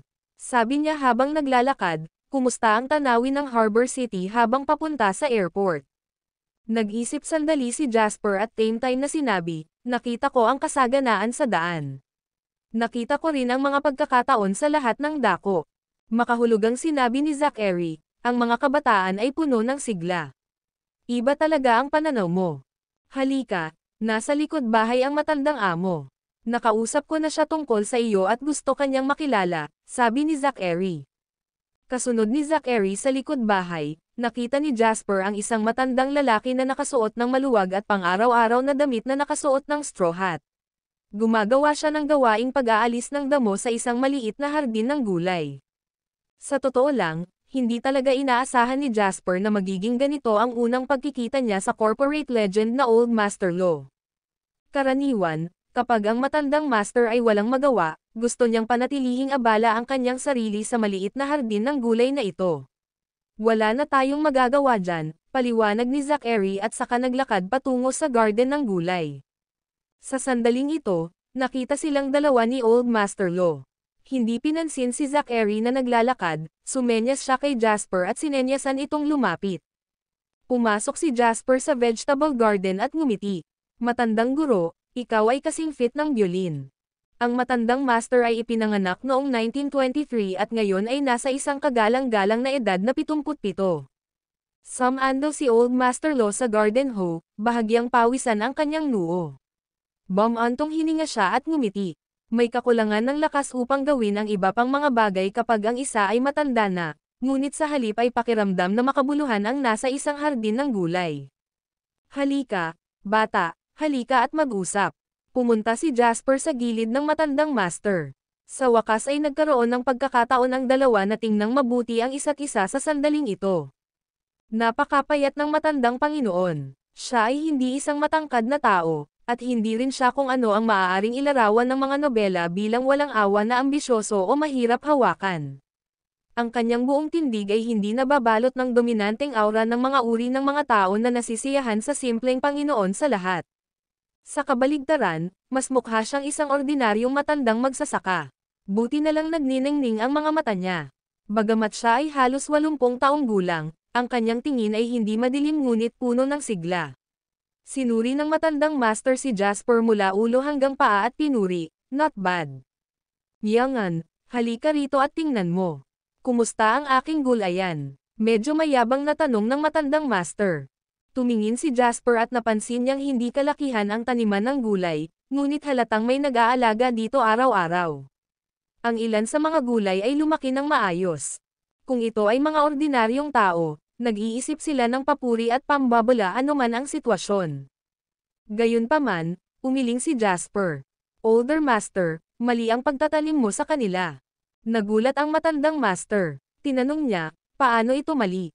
Itinuro ni Jasper ang isang panla ng kamatis at ang panla ng pipino sa tabi nito, at sinabing, "Matandang guro, ang mga kamatis at mga pipino ay hindi maaaring itanim ng magkasama. Ang mga pipino ay may medyo mababaw na ugat at kailangang regular na natubugan, ngunit ang mga kamatis ay kabaligtaran. Mayroon silang malalim na mga ugat at mababang mga kinakailangan sa tubig. Kung ang dalawang ito ay itinanim ng magkasama, Ang mga pipino ay mamamatay sa ilalim ng tubig o ang mga kamatis ay mamamatay sa labis na pagtutubag. Tanging isang batang ipinanganak sa pamilya ng isang magsasaka na tulad ko ang makakaalam ng mga ganoong bagay. Tinampol ng matandang Panginoon ang kanyang noo at biglang napagtanto, kaya nga hindi ko nagawang magtanim ng mga kamatis. Nako, ang kaalamang nakuha mula sa mga aklat ay talagang mababaw. Pawis na pawis si Zachary na nasa hindi kalayuan.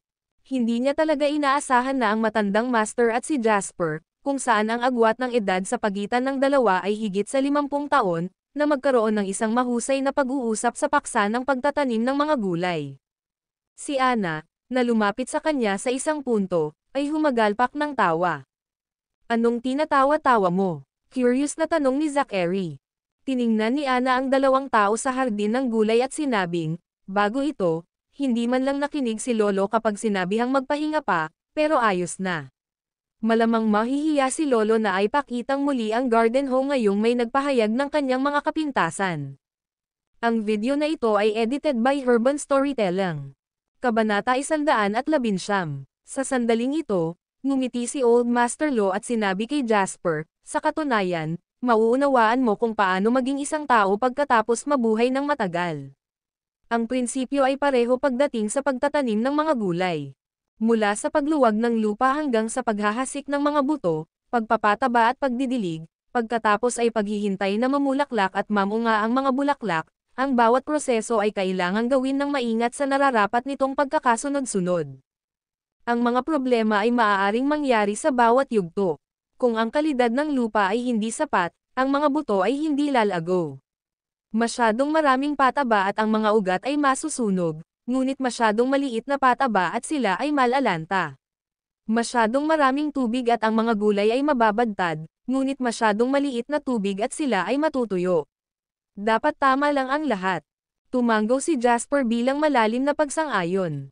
Ang pinakamaliit na piraso ng lupa ay maaaring hindi hihigit sa ilang square feet, ngunit ito ay nagtataglay pa rin ng mahusay na karunungan. Masayang sinabi ni Old Master Lo, nabalitaan ko mula kay Zachary na nangako kang tutulungan ang pamilya Lo na kumita ng 9 bilyon. Mataimtim na sinabi ni Jasper, sigurado ako dyan. Gayunpaman, ikanaway ni Old Master Lo ang kanyang kamay at sinabing, hindi na kailangang ma-pressure. Ang pamilya ng Lo ay nasisiyahang makipagkaibigan, lalo na sa mga batang talento na tulad mo. Kapag maraming pera, string of numbers lang. Ang pamilya ng batas ay ang pamilya pa rin ng batas anuman ang 9 bilyong iyon. Hindi mo kailangang mag-alala tungkol dito. Ngumiti si Jasper at sinabing, syempre, humanga ako na kayang tingnan ni Old Master Lo ang maliwanag na bahagi ng mga bagay, ngunit plano kong samantalahin ang pagkakataong ito para maglagay ng matibay na pundasyon para sa aking sarili, kaya hindi ko ito hahayaan, dumaan. Kung may kailangan ka, ipaalam mo kay Zachary. Ibibigay sa iyo ng pamilyang Lo ang lahat ng tulong na kailangan mo, sabi ni Old Master Lo. Salamat, Old Master Lo. Hindi nagpanggap na mahinhin si Jasper. Ang pagpapakita sa Harbor City at pagtayo sa manor ng pamilya Lo ay napatunayan na ang alyansa sa pagitan ng dalawang partido. Kailangan siya ng pamilya ng batas, at kailangan din niya ang pamilya ng batas. Ang pangunahing layunin pagdating sa pagtulong sa isa't isa ay upang bumuo ng isang alyansa. Pagod na ako, aakyat na ako para magpahinga. Maaari kang tumingin sa paligid ng manor ng pamilya Lo habang naghihintay kang maghapunan ng magkasama sa gabi, sabi ni Old Master Lo. Sige, nakangiting sabi ni Jasper. Naglakad silang dalawa palabas ng vegetable garden kasama si Jasper sa likod mismo ni Old Master Lo. Tay, huwag na po kayong magtrabaho dito sa taniman ng gulay. Ipaubaya na lang sa mga katulong, sabi ni Zachary. Lolo, tutulungan kita sa itaas, sabi ni Anna na may matamis na ngiti. Apo ko pa rin ang nakakaintindi sa akin. Ngumiti si Old Master Lo at tinapik ang kamay ni Anna, pagkatapos ay naaasar na sinabi kay Zachary, you just need to mind your business. I don't see any prospects from you even at this age. But you still want to lecture me every day. Tumayo si Jasper sa tabi ni Zachary at pinanood si Old Master Lo na umalis. Napakatangang isipin na isa lamang siyang ordinaryong matanda dahil sa kanyang hitsura. Ang matandang ito ay itinuturing na tunay na bayani ng Harbor City. Tulad ng ibang mayayamang pamilya, kahit na ang pinakamayamang pamilyang Caucasian, ang pamilyang Langdon, ay nakatagpo ng marahas na mga kriminal na kumidnap sa kanilang anak. Gayunman, ang pamilya ng batas sa loob ng maraming taon ay nanindigan laban. Ang hangin at ulan. Walang sino man mula sa alinman sa pagpapatupad ng batas o mga mafia ang nangahas na hawakan sila at bakit ganoon. Ito ay dahil ang pamilya ng Old Master Law of the Law ay nasa paligid pa rin. Ang matandang ito ay isang malaking shot na may koneksyon sa magkabilang panig ng mga batas at matalinong paraan. Ang pamilya ng batas ay kasangkot din sa mga pakikipag-ugnayan ng armas noong mga unang taon. Bukod pa rito, kakaunti lang ang nakakaalam na ang pamilya ng Law ay mayroong maraming bahagi sa industriya ng pagsusugal sa Harbor City. Noon, sinaktan ng hari ng pagsusugal si Old Master Law at sinabi ng huli sa kanya, "Huwag na huwag kang tatayo sa Harbor City hanggat nabubuhay ako." Ang hari ng pagsusugal ay labis na natakot kaya hindi pa siya nakakatapak sa Harbor City hanggang sa araw na ito.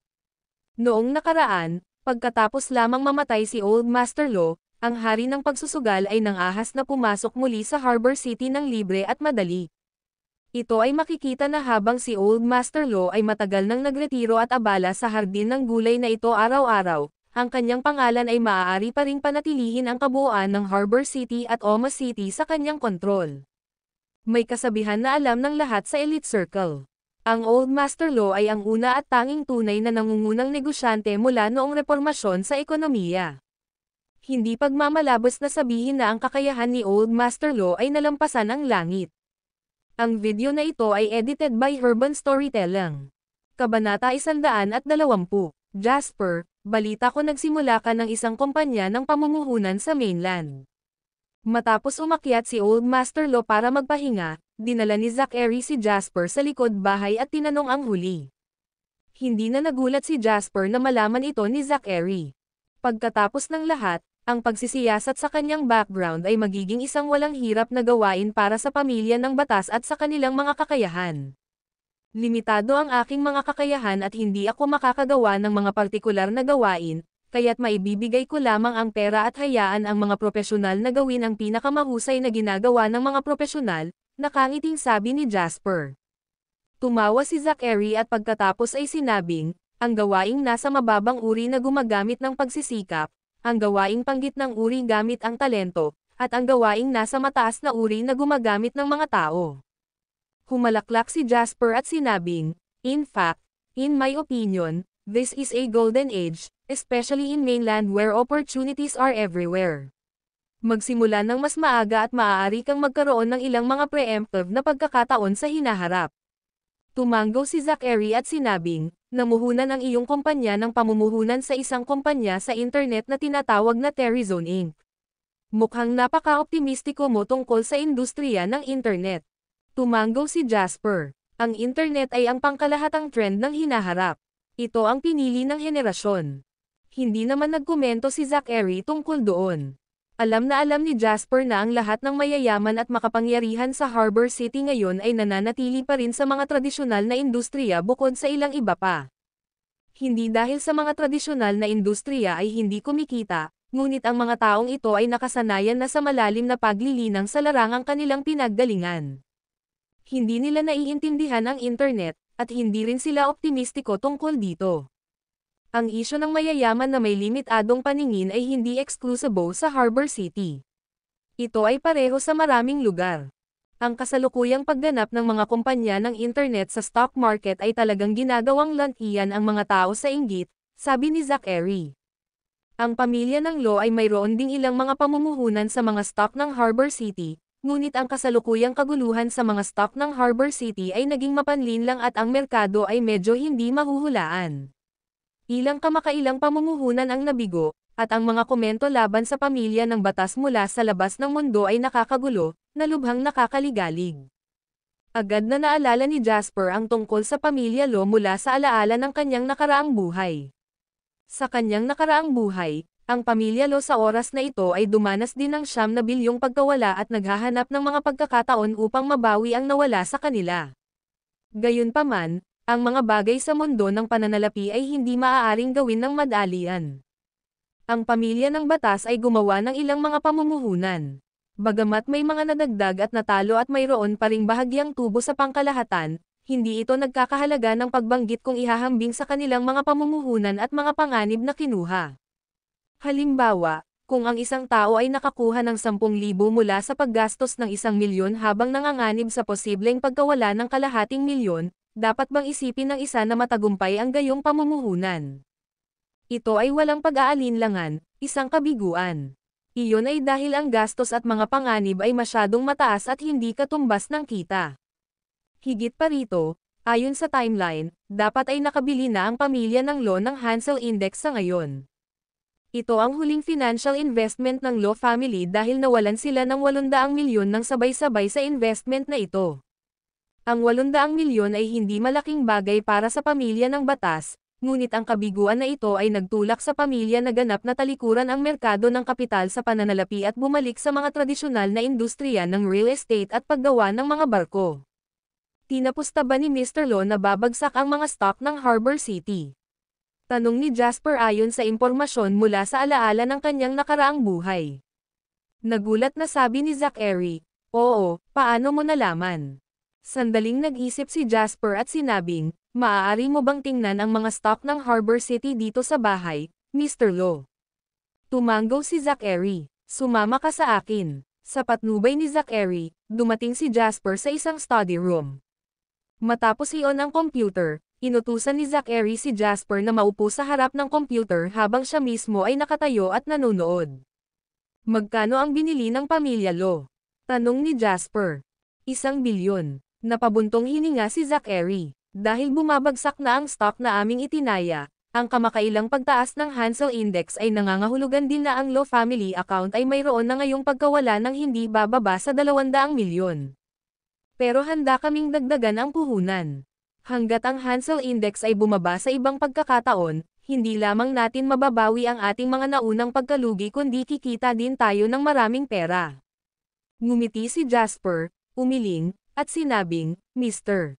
Lo, ikaw at ang iyong analyst, kasama ang karamihan sa pinakamayayamang tao sa Harbor City, ay mali." Mula sa kanyang muling pagsilang, alam na alam ni Jasper na ang stock ng Hansel Index Harbor City ay patuloy na tataas sa itaas ng 18,000 puntos sa lalong madaling panahon, marahil kahit ngayon. Higit pa rito, ang pagsabog ng bubble ng ekonomiya ng internet na malapit nang dumating ay magiging sanhi ng pagbagsak kaagad ng Hansel Index, na nagbubure ng higit sa 100 bilyong halaga ng kayamanan sa isang iglap. Makalipas ang 3 taon, sa ilalim ng mga rooftop ng Harbor City, magkakaroon ng maraming katawan ng mga tumalon mula sa mga gusali dahil sa kanilang pagkabangkarote. Anong ibig mong sabihin? Sa tingin mo ba ito ay tataas sa 18,000 puntos? Nagtatakang tanong ni Zachary. Tumango si Jasper at sinabing, "Ito na ang huling karnabal ng kabisera at ang halagang kasama ay umabot na sa $1 trilyon." Bukod dito, ang stock market ng parehong Harbor City at ng Estados Unidos ay malapit na magkakaugnay. Ang ilan sa mga malalaking higanteng pinansyal ay nagbuhos ng halos $1 trilyon sa mga pondo na may kasaganaan ng ekonomiya ng internet, at ang mabuting balita ay patuloy na darating. Napakunot ng noo si Zachary. Naglakad siya ng ilang hakbang sa kinaroroonan niya bago seryosong tumingin kay Jasper, nagtanong, "Ano ang gagawin mo kung ikaw iyon?" Tanggapin ang lahat ng pagkalugi, pagkatapos ay kumuha ng mas maraming pera hanggat maaari upang bilhin ang lahat. Umangat ang ulo ni Jasper at tumingin kay Zachary. Bahagyang nakataas ang sulok ng kanyang bibig, dahilan para magmukha siyang kumpiyansa at baliw. Ang Hansel Index ay tiyak na lalampas sa 18,000 puntos. Bagamat siya ay nakahanda sa pag-iisip, nakita pa rin ni Zachary na medyo mapangahas ito sa harap ng pagtitiwala ni Jasper. Gamit ito pabalik-balik, mayroong hindi bababa sa 1 bilyong antas ng agwat. "Sigurado ka bang magiging tulad ng iniisip mo?" Seryosong tanong ni Zachary. Bahagyang tinapik ni Jasper ang kanyang daliri sa tabletop at walang pakialam na sinabi, "Mr. Lo, kung naniniwala ka sa akin, gawin mo lang ang sinasabi ko. Kung hindi, walang kwenta kahit anong sabihin ko."